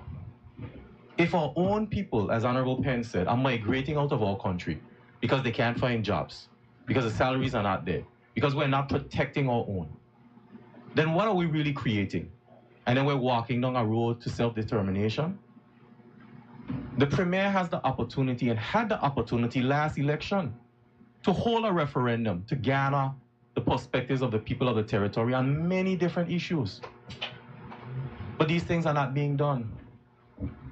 In the $100 million loan, I said it, I am of the opinion that more revenue generating initiatives could be built into it. Yet the Premier jumps on the radio, jumps on the TV, and his ministers are silent. Where are the revenue generating? We said that education cannot generate funds. Health cannot generate funds. But we have a medical school that has popped up. For years, we've talked about having one down at People's Hospital. Can we not throw out and say that if a medical school is held at People's Hospital, we can give them a cheaper rate for the square footage with the promise or the understanding that they will help to supplement when it comes to human resources, when it comes to equipment that we need in our country? Why are we not thinking out of the box? Why is it that it seems like it's a reactive thing? We're always hearing about a plane. We're always talking about $7.2 million. We seem to reach back when it's convenient. But the American Airlines planes are landing. Would you continue to pay a man who tells you about the work he has done a year ago? Or would you ask him about the work he plans to do or is doing? People of the Virgin Islands, it's time for us to look at leadership and say, what are you doing? How are you keeping us accountable? We have been in the House for the last 6 months, from the turn of this year, pumping out legislation for the COI. But yet it seems as if we can't get legislation that impact our people's lives. There will come a point in this territory, and I think it's already there, where people cannot go to the supermarket. It's not because they don't have. Many of them have the ability to shop. But if you look at it, the bags are getting smaller. The prices are going up. The quality of food we're getting is changing. But no one is weighing in on this. A young person in the Virgin Islands now, wanting a home, will have to make dire sacrifices to get a home. Honorable Wang has talked about people who are being evicted, and yet we have empty lots, empty homes sitting up a hillside that is on display for all of us to look up at. Are they there for us to admire? Is the government now going to bail out a mistake? But we talk about mistakes. We talk about things in the past. We go down and we talk about red. We talk about blue. It is time to stop looking back and saying that was wrong. This was wrong. Show me what you're doing instead of telling me what was done wrong. And if you can look at someone else and want to hold them accountable, then hold yourself accountable. Money has been spent. Initiatives have been started. The rated program. First it was $10,000 and no more. Now we've adjusted it. I heard the Premier last night said that he's adding hospitality to the rated program. Well, what are we going to add next week? Construction? We're going to add medicine? Again, if you do not have something that is working, you put it on the side. You take a look at it. You look in the industry, in the community. There's leadership out there. There's experience. And you come back. You don't fling money at something. Sometimes it seems as if this is the leader of our country. We have a problem. Fling some money and let's go. As someone said today in a conversation, and I'm not going to gossip, everyone gets a car. Where are we going? It's time to stop and take accountability and also bring forward solutions.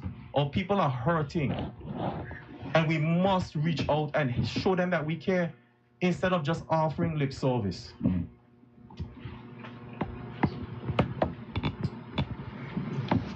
All right. You done? No, you finished already. Oh, you did? Okay. Unlike my colleagues straight across from me at the table, who seem to have a lot of time, which I don't have, I fail to accept that Jamaica 60 years ago was ahead of us where we are today. Likewise, I fail to accept that St. Kitts and Nevis 40 years ago was ahead of us where we are today. So I don't have time to be out there contemplating and thinking about what our status should be. As a human being, I can't live with the thought of being seen as inferior to others. And that's what our status said to us right now. I think whatever we need to do, collectively we ought to get together and get it done. If we need to talk to the people, let's go out and talk to the people. But we need to move on this matter. This generation that I see here at this table is probably the last generation that we're talking about this whole thing. because you're cognizant of it. And I'm talking about our status. We have to get it right. Well, let's talk. Have the conversation. You at the table. Get it right. But we know it has to happen. I'm glad that my friend here is on board these days. But the bigger picture here before us is, where do we go from here? We all agree that the country cannot continue to move along in the same direction at the path that it's on. If this government is going to continue, it needs to build this nest egg. That egg has to build. It has to mature, or something has to give. The motion of no confidence that this opposition is bringing forward is something that they were warned that it's going to happen. I told them that it's going to come. I tell them it's not going to be one, it's not going to be two, it's going to be as many as necessary to get the country right. I don't know what it's going to achieve, but as a minimum, it should achieve better governance, better government. And I'm sure that when the debate comes about, that members in the opposition will not only be pointing out the negatives, but they'll be pointing out how to fix things. Because I don't know what the public expects, or how the public see a vote of no confidence. I don't know how to see it. Some people see it as there will be a vote, the motion will be voted up, meaning that the government lose, or be voted down, meaning that the government wins. So let's say the government lose, what happened? Tell the public. The governor will call on the premier to decide, or to give his opinion on which way the governor should rule, whether he should rule in favor of dissolution of the House, which means that we have to go back to the polls, or whether he should rule in favor of calling upon a member of the House to form a new government. Normally, what the premier would do, or the leader of the country would do if he loses, is ask the governor to go to the polls. And normally, what happens is that the governor, or the leader of the country, the head of state, normally rules in favor of the leader of government business. So, are we prepared to go back to the polls? Is that what we're looking for? Or are we looking for the possibility of forming a government among us? We have to be clear on what we want. Because you can go into that house, move the motion, and bam, it's either voted up or down. Have we decided on what we want to do? We have to tell the public what we're going to do, or what we prefer. Or it's just rhetoric. Could be one of three things: rhetoric, back to the polls, or forming a new government. So let's see where this takes us. Okay, give me 2 minutes. A vote on no confidence doesn't necessarily mean a government will change. You can have a minority government. It will just be very difficult for them to get difficult things done. So it's not just go back to the polls. One of the things I want to get clear is two things that got us this distance in my mind, besides the infrastructure and infrastructural work, roads and water and electricity. But education and healthcare was the two things that this country, move forward quickly. Because back in the day, there were only about 25 of us who were getting a high school education. And that's not long ago.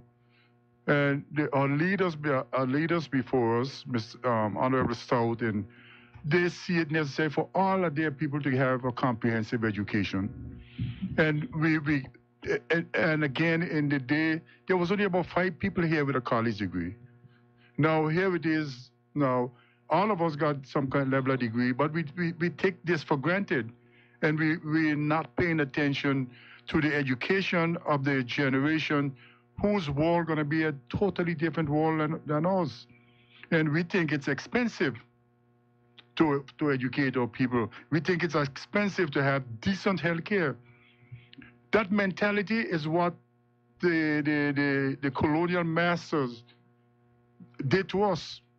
Now we're at a position where we can have decent health care, and we don't want to pay for it.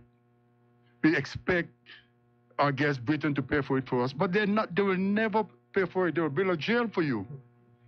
So we need to cut our foolishness off and make sure that we have decent public health care for all our people from Alligator Adjustment X.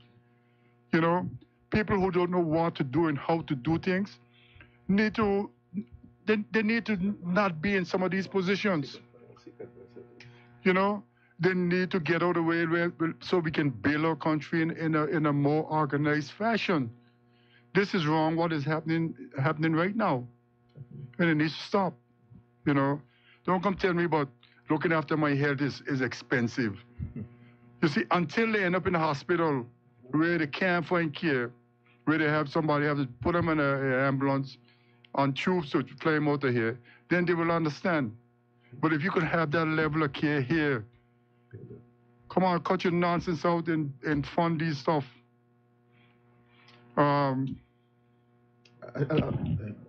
Just a quick point on healthcare, and the people of Virgin Gorda reached out, and I like the passion that the leader of the opposition spoke on this subject. It's very important. It's telling, and we saw it in Virgin Gorda, where the people of the Virgin Gorda came out and really demanded.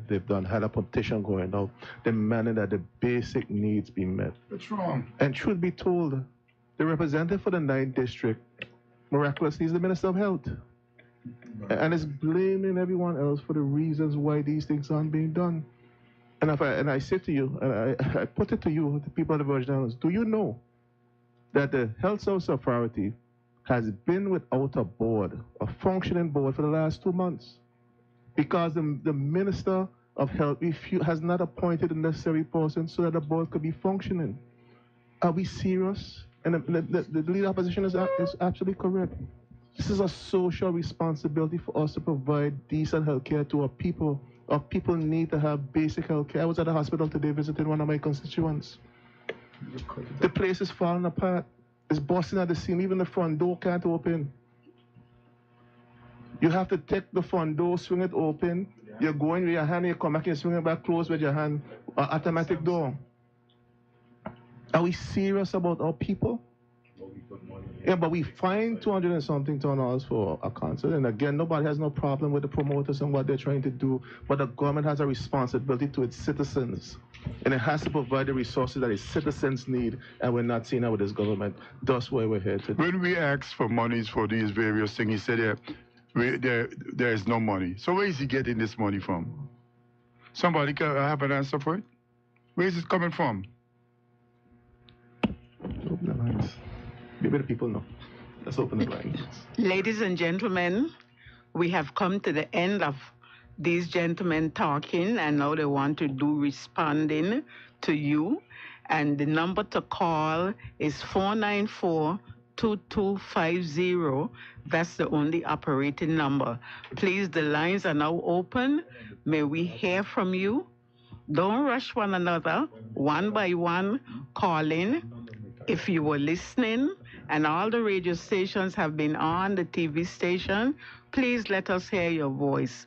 This is your concern. The number again is? The number again is 494-2250. Don't call it.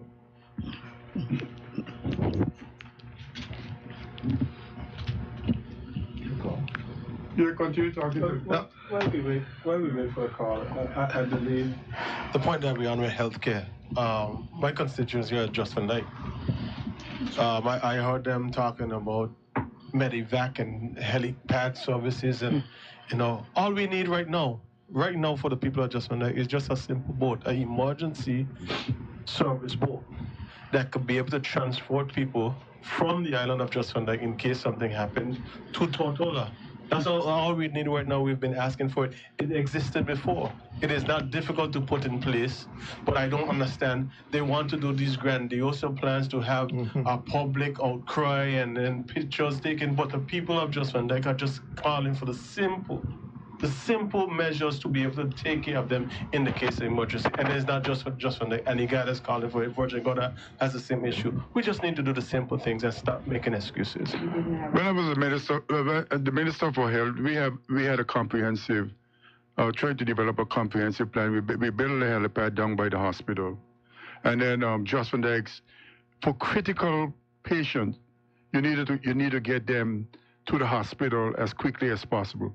So bringing them by a boat to West End and driving them up in an ambulance on a pothole road is not an ideal situation. So that is why a helipad was going to be built in Just Van Dyke's for that quick medevac evacuation that you need. The people in North Song, a helipad was going to be built there, but I think the developers in North Song was going to get involved in that part of it, so we can get our people to a decent healthcare facility as quickly as possible. So there was a plan. There was a comprehensive plan, to put. People get voted into office and get voted out, and the others who get voted in seem to not have an idea what they want to do. So plans fall by the wayside. People suffer. Well, the immune system, and that's another thing. You can't just talk. We're talking about the systems are broken. But the systems are broken because when you came in 2019, you eroded all the systems that existed. Yeah. Because it wasn't yours and you didn't understand them or care to ask a question. And now, questions are calling in. Thank you, caller. We have a caller on the line. Go ahead, caller.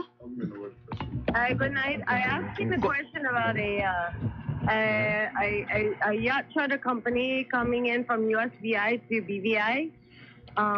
It's about 25 boats. I think something. Can somebody answer anything about that? Some people are saying on some groups on Facebook that they're not getting the license and things like this. It's 25 boats. That's a lot of income for the territory. Okay, let me repeat for you. A yacht company wants to come in from St. Thomas with 25 boats or more, and they're not getting the requirement they need to process their company. I know. I don't know if it's the same company, but I see on the charter group chat that some people are getting saying that the company that they were booking a charter with is not getting the license. Not getting the license. Yeah. You understand the question? I think she said that the charter companies operate without the proper licensing. It's from the USVI. Well, if they operate without the proper license, they're not supposed to operate in BVI waters until they get the requisite licenses. Yeah, and this is a concern that was raised, particularly with the Premier, in terms of the tinkering that he's been doing with this industry particularly, and allowing more leeway for companies to operate, that is eroding the opportunities for persons on the ground in BVI. And I think that's the caller's concern, that opportunities for persons in the brick and mortar operations who are renting slips at docks, who are hiring persons locally, who are doing all the things to stimulate the local economy, are now being able to have to compete with companies that are just coming through the chute and doing charters all throughout the territory. I know some persons within the industry have said to me that they have a challenge with this, that people are now, when they're supposed to just drop off or pick up, they're actually doing charters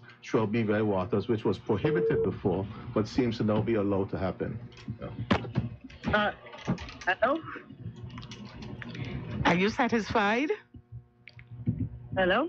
I said, are you satisfied with the answer you heard? It's a company that's trying to move. From what I'm understanding, it's a company that's trying to move from the USDI back into BVI. Okay. Okay. Well, these gentlemen have heard, and they will take it up with on that. If you could get us our board, get the name of the company and the details, we could ask some questions in the House of Assembly or ask questions of the Premier to see what's the issue and why this company is not being allowed to move back to the BVI. Yeah. Thank you. Okay, thank you. Okay, you're welcome. We have another caller.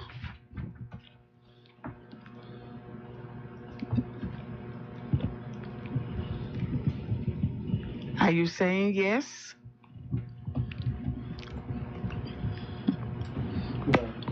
Have a caller here. He's trying to get transferred. Well, we work on the caller. I was just saying about the systems being eroded is one of the things that the minister sat and allowed to happen. And we have to get it under control. So we have another caller.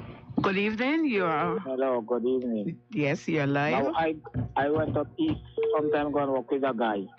And the scent that coming from a batch what in the water up like I kill out the whole of eastern people.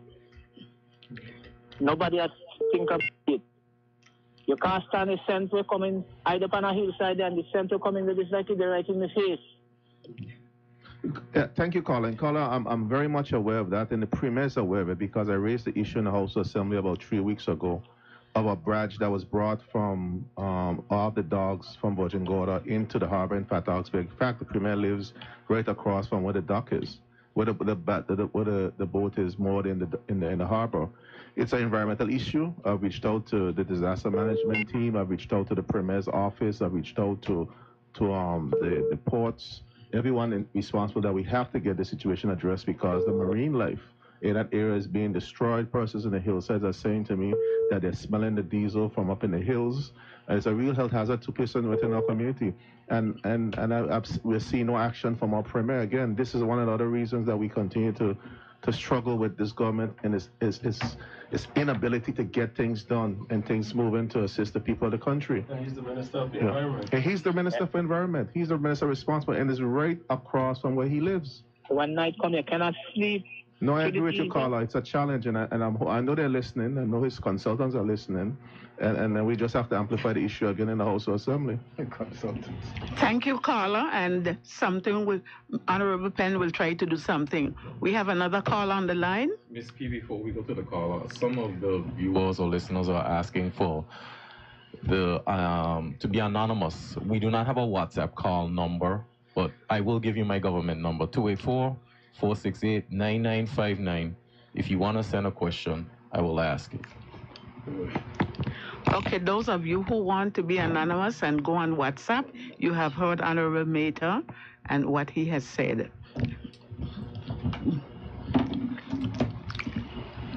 Caller? Good evening. Good night. Good night. How are you all doing? It's wonderful. You are live. Go ahead.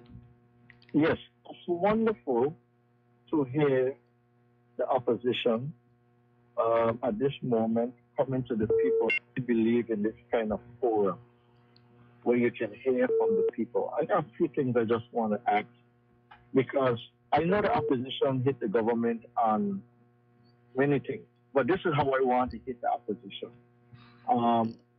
If I look back a year and a half, you guys could have been the government, and there's a lot of issues that you would have to face. So I want you to give the public a clear view of how you would do different things different from what it is. Because when I look at this country, I follow in politics from Willow Whitley days way back. I realize we're still standing on the same foundation that these gentlemen left. The economy, tourism, financial services, tourism, agriculture, fishing. Agriculture used to supply the U.S. Virgin Islands. Agriculture there. I heard the Premier say that your budget is about $400 million. And I want to direct to the Honorable Mr. Skelton, leader of our opposition. We're making $400 million. I believe the BVI is a $600 million economy. Somehow we're not tapping in to the extra $200 million to make from the resources that what we have, from what we have. So what I'm saying, Honorable, how in the world we could be $400 million, but we have little bit to put back into the economy, put back into the people? how can we now generate in a way where we need to cut some of the waste spending, cut some of the areas where that money now could go more into things that more benefit. Why is it now today? Everything that we do, we can't get a return back. It's something, tourism have not reached a climax. We were one of the number one when you go back 20 years ago. We are so far behind. I try to understand that what we have supposed to benefit and even create more revenue for us. So I want to hear you guys saying the things that what we have, how we can make it better work, how we can connect our people better, how our people can be more prosperous. This is what I want to hear. If you do that, then you can outshine the government, and it changes the mind of the people and we say, wow, these guys are there to grow. And then you could show facts with what you are saying. You understand? And you need to do this a little more. We need more time for you to, so the audience could listen, could make dialogue with you guys. But I appreciate what you guys doing. I try to be neutral. When the government come out, I can hit them too, but the opposition, and then you got to show a clearer picture that you could be the one who can lead this country into the next 4 years or the next century, whatever it is. So I'll hang up and listen. Yes, let me thank the caller for his call. We're not a $600 million economy. I think we're close to $900 million economy. I think you're talking about direct revenue for the government when you say you can collect $600 million. I think that with the economy the way it is, that would be a very difficult task at this point in time. If we develop the things that needs to be developed and enhance those things that we are good at. You just heard me talk that the things that made us got us where we are needs to be continue to be developed. Healthcare, education, medical tourism was, when I was there, was like a $300 billion economy, and we were trying to focus on getting 0.5% of a $300 billion economy. I think it's a lot more now. And we were building a healthcare system so that all people will not have to pay much for healthcare, but through medical tourism revenue, we will be able to pay for people to have some of the best healthcare possible.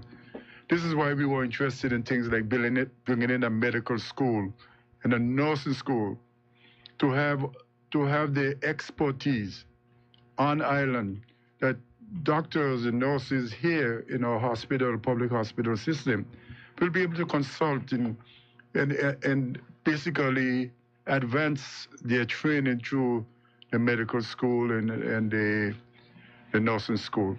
So there's besides agriculture and fishing and the marine side of business, there's a lot of money there to be made, and we need to concentrate on feeding ourselves and getting good food to our hospitals, because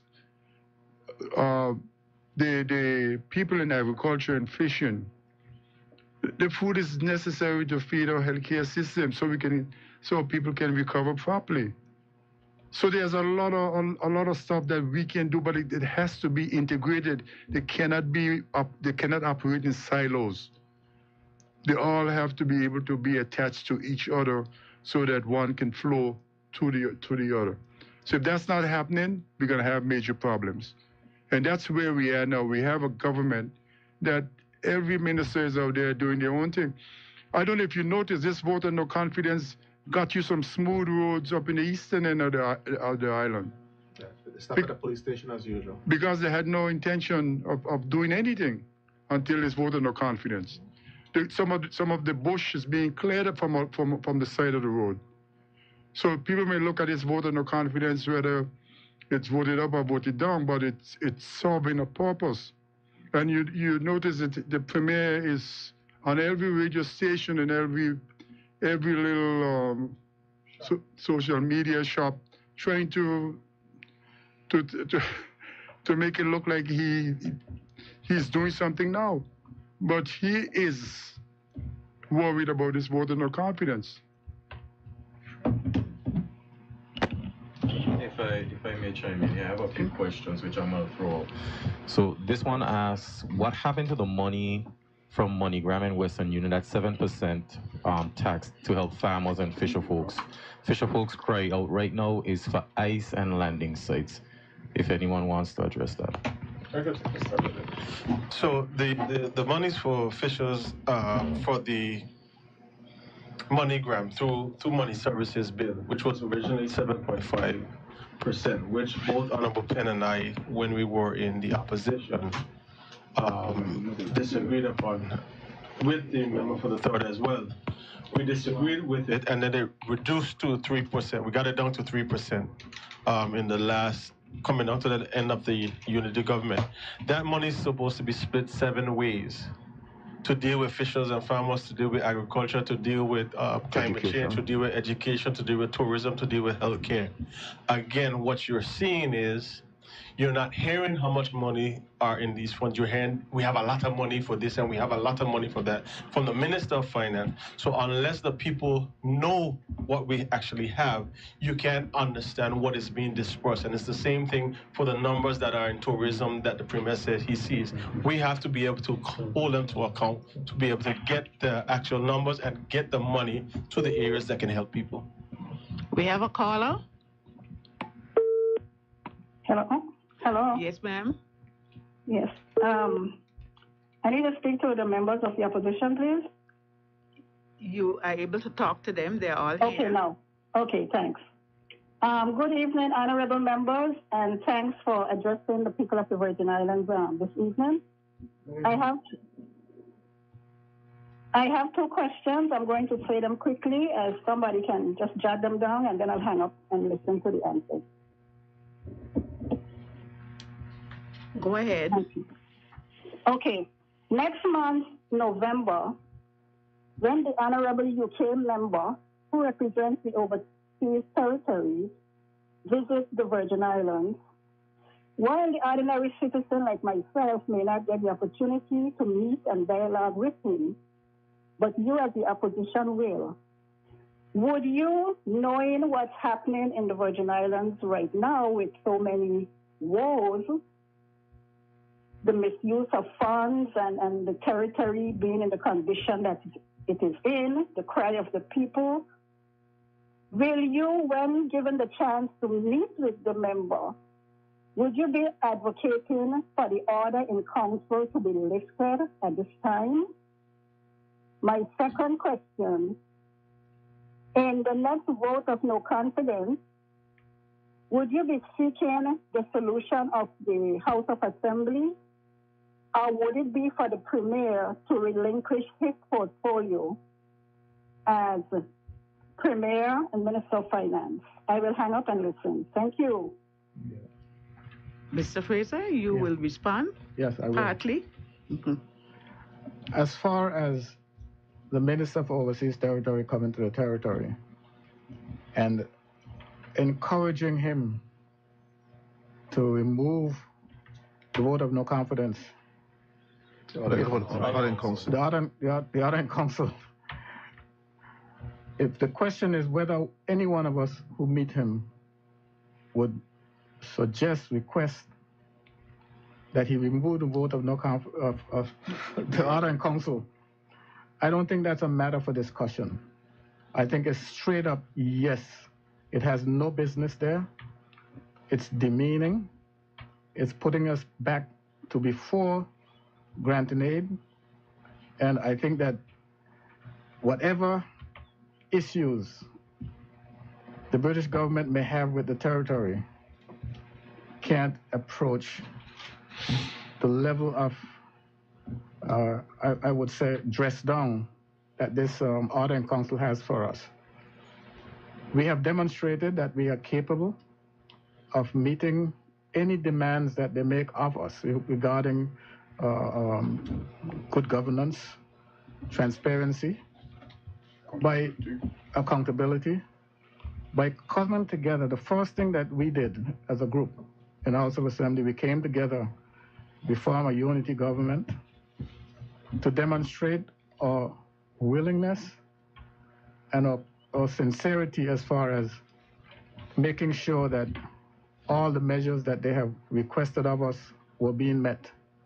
So I don't think that it's a matter of anyone here thinking of demeaning, having ourselves be demeaned by keeping that order in council. That's the one that I feel that I would be most comfortable addressing. I think the other members can deal with that and the other issue other question that you asked. Caller, I think one of the things that we have to start to understand is that this country belongs to us, the people of the Virgin Islands. What the opposition is doing here tonight, we are coming to you who are our bosses. You are the people who have a stake in this country. And this idea of waiting for somebody from the UK to come to complain about the state of the country is archaic and should not even cross our minds. What needs to happen is for the people of the country, regardless of which government is in office, regardless of whatever side of the political divide you may reside on, stand up as Virgin Islanders.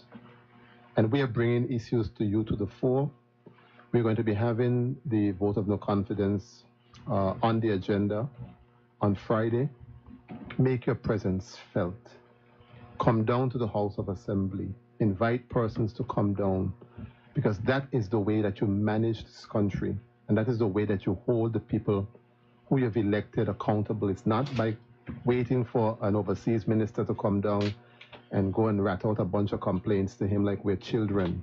We have to start, regardless of whatever we do, whether it is, whatever of the options we take as it relates to self-determination, whether it is independence, whatever it's free association, whatever it is, at the end of the day, we have got to take the bull by the horn as citizens of this country and say to whatever government it is, in this case, this one, that enough is enough and we're not pleased with the direction of our country. We don't have to wait for anybody to come from the UK to run to them to give them no complaints. We need to stand up now, and that is what we're trying to encourage people to do.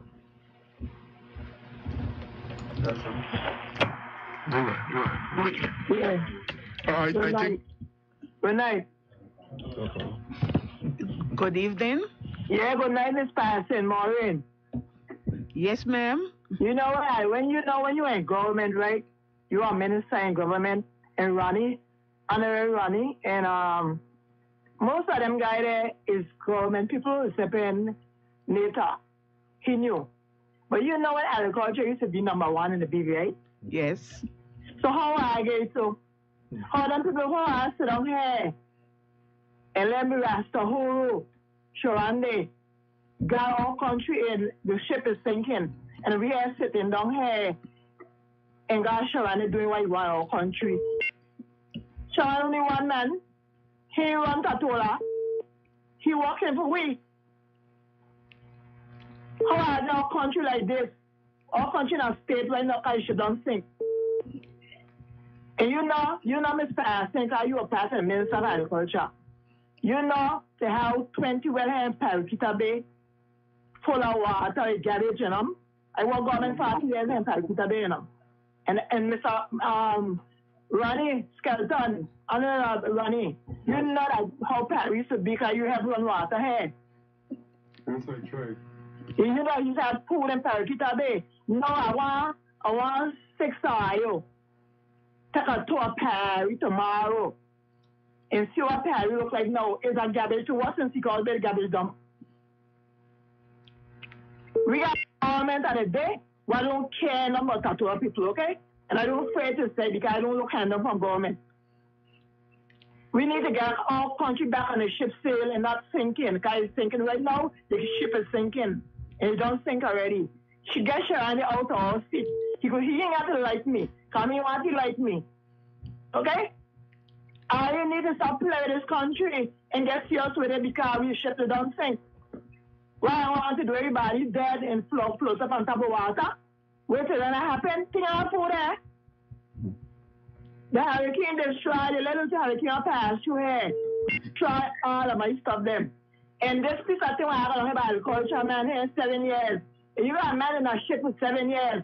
And you can't ship his sink. Can't ship his sail. Row the boat. What happened to it? You don't think? You got to buy an agriculture department here. He need to go. You got a man on ship for 7 years and he ain't achieved nothing because he talk about garbage.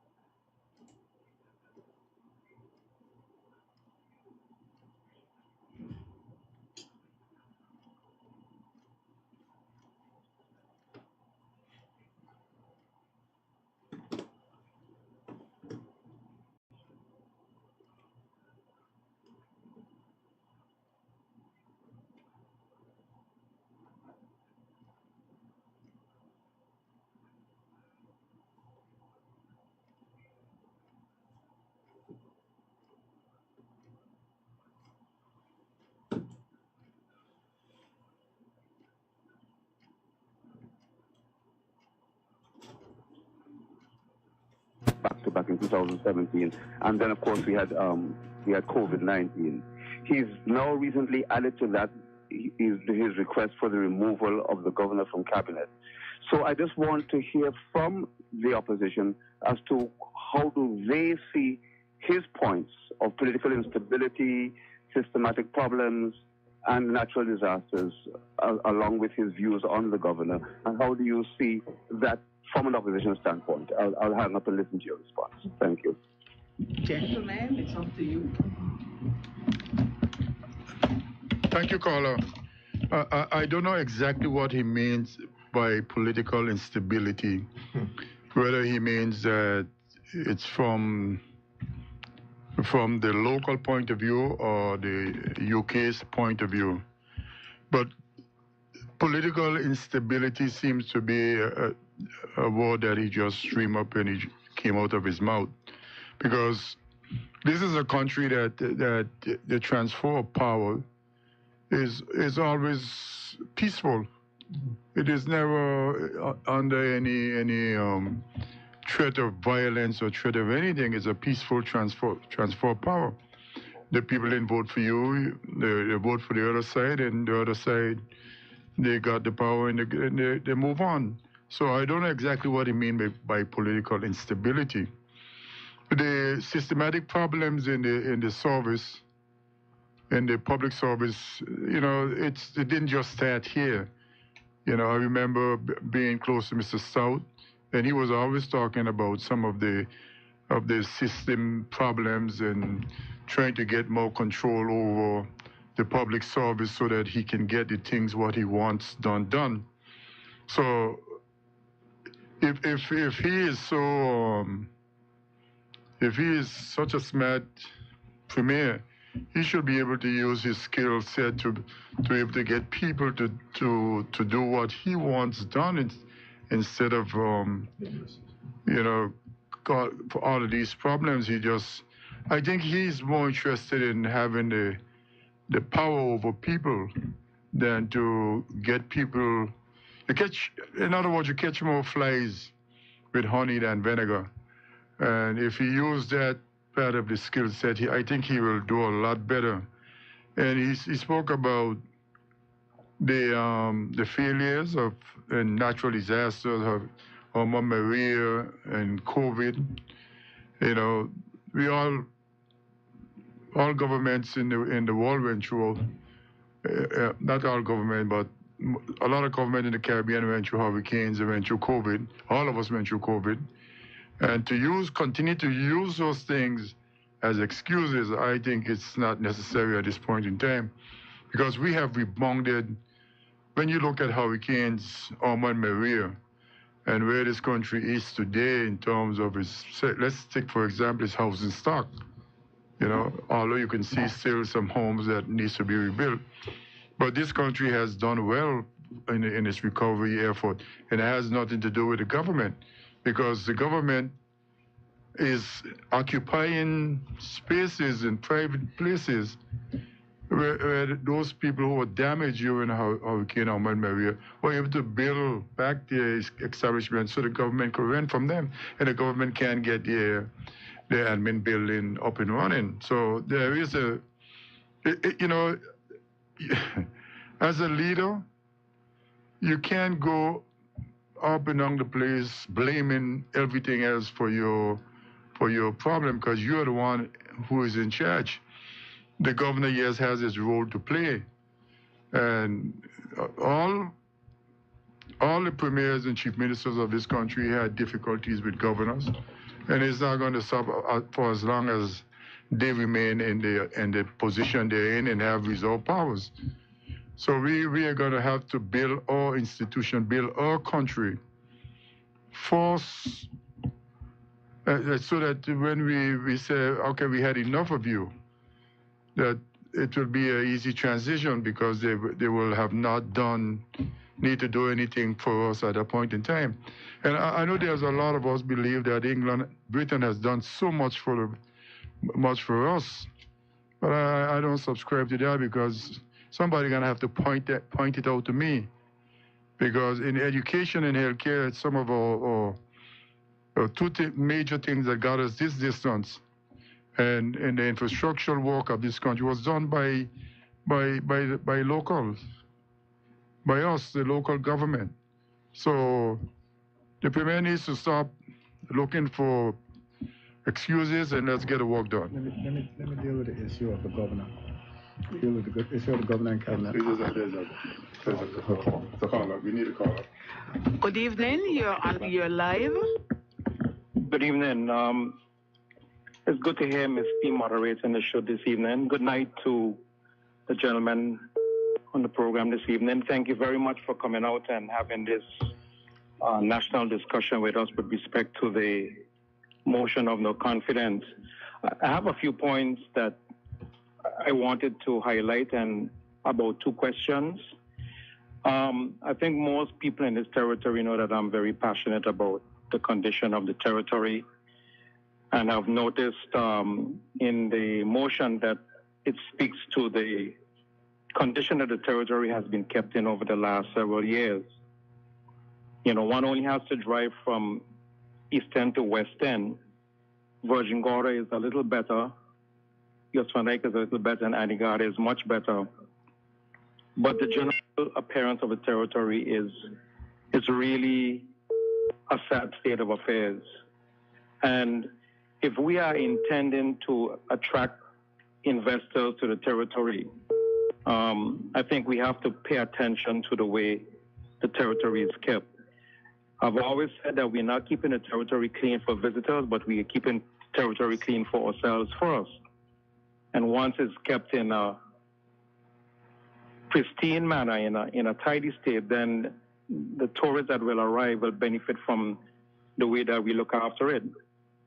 But we've seen over the last few years that the bush has grown so high that the work that is being undertaken right now, thanks to the motion of the confidence, is a mammoth task, because trucks of bush have to be trucked away from a roadside that generally should be kept clean on a regular basis. And I think I heard Honorable Turnbull mention it. There was a system in place before we had the COI where Public Works and Waste Management, in collaboration with private contracts that were awarded to persons across the 9 districts of the BVI, that kept the territory looking pristine and clean.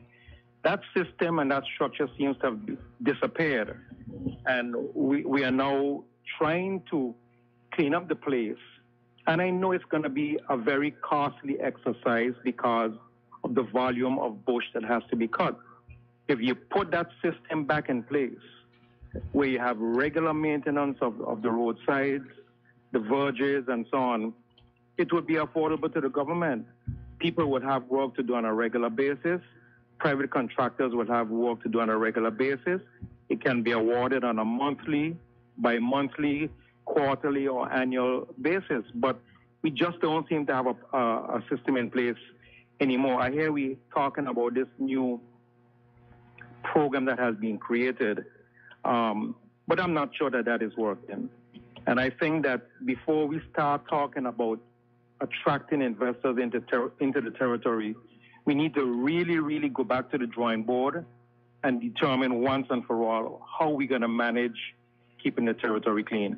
We still have votes because of the time frame. I have to ask for your questions. I'm really sorry. I'm really sorry I have to ask for my questions too.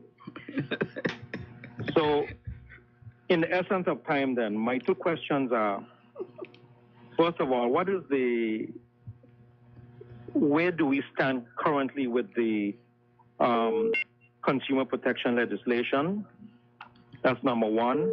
And number 2, I wanted to know if the loan of $100 million has been, will be guaranteed by the UK government. Thank you. Thank you too, gentlemen. No, everybody has got another thing. Let's get all the questions. You want a guarantee? You want to talk about a guarantee? I'll just answer quickly the question about the consumer protection legislation. The legislation was passed in the House, and it was supposed to come into operation under the Trade Commission. The now minister, with her wisdom, took the decision to suspend the Trade Commission, and the intention was to have that operationalized through the Trade Department, which we know was impossible because of the legislative changes that were required. So it's been on hold for the past going on a year now because of the decision as made by the minister, the now minister, and the government to suspend the Trade Commission. So we are without a functioning consumer protection regime because of the decision to suspend the Trade Commission. His second question.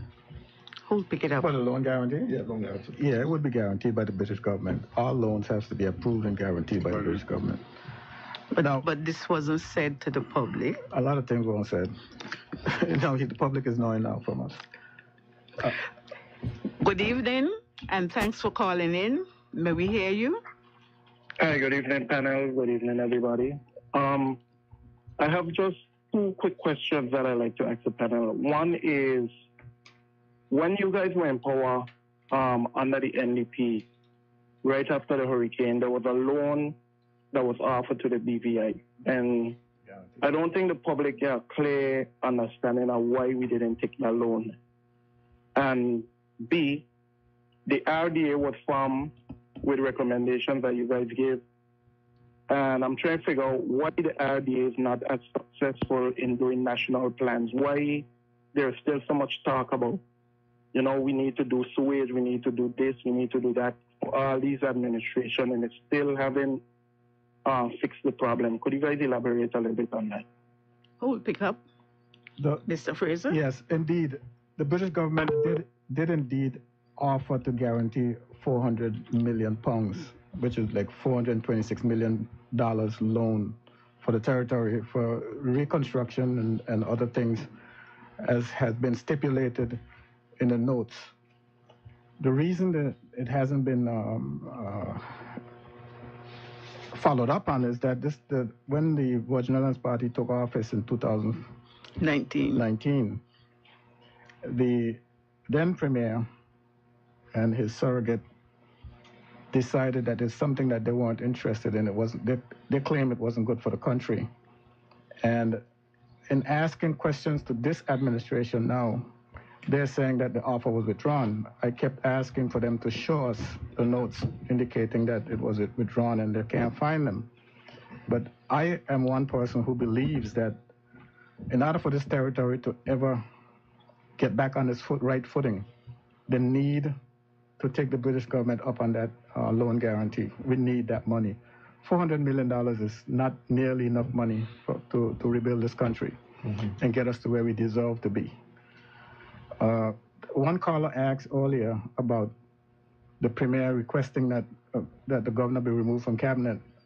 That's an event which time has come, and it's passed a long time ago, 17 years ago, when we were doing the 2007 constitutional review. The matter was on the table in the UK, and myself and the other member for the opposition vehemently opposed it. We opposed it on the grounds that back then, I hope I'm right, politics was really personal. The leader of the opposition could tell you, we visited a site a few days ago, and we looked at it, and he can remember that it's an initiative that he started. And because the administration that took office after him decided that it should stay the way it was, and it's the way it is. And he was just talking about the helipad program that they were for airlift for the sick from Jost Van Dyke, Virgin Gorda to Tortola. And the following administration thought it was something that they want to punish the former administration, and that's what they do. They just decide to let it stay there dormant. But that whole initiative about removing the governor from cabinet, I think the governor shouldn't be asked. I think he should just leave, because that's where we are today. It's a long time since we are capable of handling our own affairs. We don't need somebody watching over our shoulders. There's the quick point about the RDA. There's a question about the RDA, and I'll just answer that quickly. But they asked why the RDA is not successful as it was before. The reality is that the government refused to give the RDA projects. When we established the RDA in 2018, 2019, what we did is that we borrowed a $65 million loan, and the RDA, the money was subsumed in the RDA, and the RDA executed those funds. And those are all the projects that were done under this government for over the last 6 years. We have a caller. Good evening, caller. You're live. Hello? Yes, good evening to the panel. Good evening. Good evening. Yes, I'm just, as one of the concerned citizens, I just want to make sure when the overseas minister comes to the BVI, as he make it clear, he want to hear from the people. Okay? So when he come, I don't want he going to one or two people and he talk about such thing and he gone back. I would prefer you all get him together and we keep a town hall meeting. Okay? So that everybody could voice their opinion, and especially the indigenous people of this country. Because the kind of thing that's going on in this country need to stop. Okay? We need to put a stop to this kind of behavior immediately. So when the overseas minister come, I would like the opposition leader then to set up a meeting that we could keep a town hall meeting, not just an ordinary meeting, a town hall meeting so people could voice their opinion. Thank you. Thank you, caller. Any comments on that? No, I think this is the caller's asked for what he wants, and I'm sure many people in the country will want that as well. If I just quickly, Ms. P, I want to finish the point of the RDA. The RDA is successful. because the government now has taken the position that they're not putting any funds or projects with the RDA to execute. Every project that the RDA has executed it within budget and on time. And we've seen all the projects on the 65 million loan that were executed, additional projects were executed. The high school was done, the new high school was done on the RDA. All the major roadways that were done under this government since 2019 were done through the RDA. Now you have the Minister of Works is seeking to do 38 miles of road without putting that through the RDA, which is going to be a disaster. They just started the road from Paraquita Bay to Hodges Creek. That project is already almost a year delayed. And he's trying to do it through the ministry. If he had done it through the RDA, we'd have got the proper designs, we'd have got the proper engineering, and the road would have been executed in a way that will be best practice into a good standard. We saw what happened at Fish Bay. Every time it rained, Fish Bay used to flood. The RDA took that project, engineered it, went through the entire process, and we now have a road that has stood the test of time during all the major floods that we've had recently, and we've had no flooding on Fish Bay. And the RDA has been a success story. If I may, I have a few questions I wanted to get to. With regard to educational infrastructure, I am very concerned with the conditions teachers are expected to work under. We have rooms with no fans, mounted or standing. Electricity and water goes off multiple times a week, and money is being spent on everything except giving students and teachers a palatable environment in which they can teach and learn. How is the government being held accountable? They can't manage the schools that exist, and now in terms of basic infrastructure, but want to rebuild Althea Scatley Primary School and Isabella Morris Primary School, when not even 30% of the student population come from the western end of the island. That's one question. There's another one asking if the opposition will ask for the report on the Commissioner of Police, and there was another one. I'll try to find that one. Who wants to come in? Before I jump into the first question of Joel Table, I'll go back to where we were on the RDA, where Honorable Penn left off. And I think it's important for us to understand what is happening now. The RDA became a success story because it was funded, because you have proper management and proper systems in place. Now you understand that the minister has a plan to merge public works, which has been stripped of its human resources and human capital to be able to execute the things that they used to execute. And he wants to merge RDA with public works without fixing the structural issues and systematic issues within the public works department. Minister also has this grand idea that he wants to merge BVI electricity with water and sewage. Oh, you cannot take things that have life in them. BVI electricity has life. It has the ability to earn money. The government owes it money, but it can sustain itself. But the water and sewage department, we made it a statutory body that has been losing some $20+ million every year. You don't hook on a dead thing to a living thing and expect it to live. So this is the problems that we have. We have to ensure that we fix the things and not try to push problem onto something else because we're going to destroy our country. To the question that asked about education, again, it comes down to planning. And you don't have to develop new plans. Just look at what was done back in the day. Back in the day, the honorable member for the 6th was the Minister of Education. Honorable Eileen Parsons was Minister for Education. But go back to the vision that was cast. We were educating our people to go away to school, to come back, to take the jobs, the top paying jobs in the trust companies, in the government service, so that we could be responsible for our own affairs. We have gone away from that and we just want to do things in silos for our own benefit, but it is not materially beneficial to the growth and the development of this territory. We have so many people with education away that want to come back home, but we're not making opportunities for them. We're not making any place for them to come back home, and we have to change that. I want to just add on something very quickly to go back to those failings that the caller spoke about, this political instability, the systemic problems in the service, and natural disasters. What you've been seeing happening over the last couple of days is a leader who refused to accept responsibility for his actions. What you have here are just 3 excuses.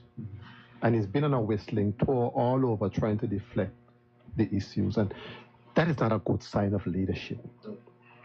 If you're a leader and you make a mistake, you accept that you make the mistake and you move on. And you aspire to do better. When you start to make excuses, especially to talk about the civil service, the incompetent excuses. Yes, there are inefficiency issues in the civil service. But the issues that we have raised here, the $20 million overage, you're the Minister of Finance. That's not the service. That is you. We've been asking for the economic plan for the country. We've asked for the tourism plan for the country. We've complained about the fact that there's no inward investment in the country. We've asked for a tourism plan. We talk about Prospect Reef. We talked about agriculture, crime, social services. We talk about you not funding the National Business Bureau. Those issues are not systemic issues. Those are leadership issues. And you have to start to take, if you want to be the leader of this country, you have to learn to take responsibility. Heavy is the head that wears the crown. And if things are not working right, particularly the things that we have just mentioned here, those are ministerial issues that you have to address. Is that the call? 5 minutes. If I may piggyback on that as well, to the question that I read that was submitted via WhatsApp. Again, it comes to leadership. Althea Scatliff, I've said it publicly, there is a strong alumni there. I know it's being built by private money. I've heard that there's been consultancy. If I am wrong, come forward, alumni from Althea Scatliff, and tell me you've been consulted. If the persons in the 5th district have been consulted, come forward and tell me you've been consulted on what is happening. And when it comes to Isabella Morris, the same thing. Are we looking at just ministers executing their plans? Is the Premier taking control of his cabinet and having conversations about how things should be done? We're screaming and saying the schools need things, and I agree. Accountability, it starts with the opposition, but it also includes the leader of the country. Moreover, when we look at where this vote of no confidence is going, we have 5 minutes. I want to say to the public, come out to the House of Assembly, and if the Premier is trying to delay this vote of no confidence, let him know and the cabinet know that this is a part of democracy, it is part of good governance, and it should not be delayed. Be a leader and take what is coming in terms of democracy. I honestly believe. Just a minute. Yeah. Not on here? No. When we're done then. One of the things that I think the Premier is doing with his vote of no confidence, he's playing into the hands of the British. Because if they can sit there and see that you are willing to basically thwart democracy, make sure that democracy, the democratic processes don't happen, that's dangerous. Mm-hmm. That's dangerous. And then, like the caller said, November, the Minister for Overseas Territory will be here. And I was talking to the people who are doing the sovereign rating today, and they're listening to the show. They're listening. Well, you know? What I don't understand is how can you tout that you're an advocate for accountability, good governance, and transparency? A vote of no confidence in a parliamentary democracy is an accountability tool. Yes. That is what it is. Why are you running from the accountability tool? Why are you running from it? And you're trying to pack up the order paper with all manner of things, hoping that the vote of no confidence would lose momentum and lose its sting. Yeah. Why are you doing that? When we were in government, Honorable Fraser, you brought about 2 of them. Yeah. And we welcomed them. Yeah, we welcomed them and we had them ventilated and we discussed the issues. Why are we running from accountability to the people? And he has 4 colleagues who are. No, he has 6 colleagues who are supporting and abating this foolishness. What is happening also is only him right now. going around the country on every radio show and on every panel now, speaking where his colleagues defending what his actions. Do we have political instability within his government? His own government? No, but if he continues down this road to make sure that, or try to ensure that the vote of no confidence doesn't happen, he is only playing into the hands of the British. He will never get a vote that order in council lifted that easily, because they're seeing the danger. Yeah. Wrap up. Can I? Yeah, sure. No, you're on the air now. You can't turn it off now. You're on the air. So you want to speak on it? No, later. I would like, thank you for the permission to make 2 comments. I have said it, and I will say it from top of Sage Mountain, that of all the ministers of education, including me, I think Minister Walwyn was the best. That's the first thing. Again, I am concerned that the Premier is talking about incompetence in the civil service. I was a minister of 3 ministries, and up to today, I talk about the competent staff I had and the loyalty that staff showed to me. What has happened between 1995 and now? He is saying, ladies and gentlemen, thank you very much for listening. Thank you for your calls. And I sincerely hope this is the first of many, because it is needed.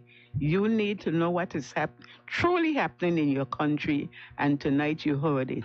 Thank you, ZBVI and all the other radio stations for having us on. And gentlemen, I am truly honored to have been selected, although I didn't think I was up to the mark, but somebody said they're glad Miss P was here, so I say it too. Thank you very much, Miss P, and good night to everybody. Good night, everyone. People, good night. Good night. The Virgin Isle is a garden.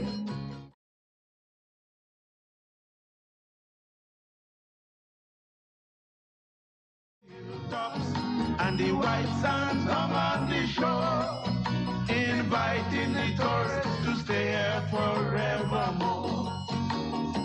Yeah, she say inviting the tourists to stay here forevermore. I said this is natural beauty. You can't find this thing in no big city. This is natural beauty. You can't find this thing in New York City. People from America, England, and France. ZBVI 780.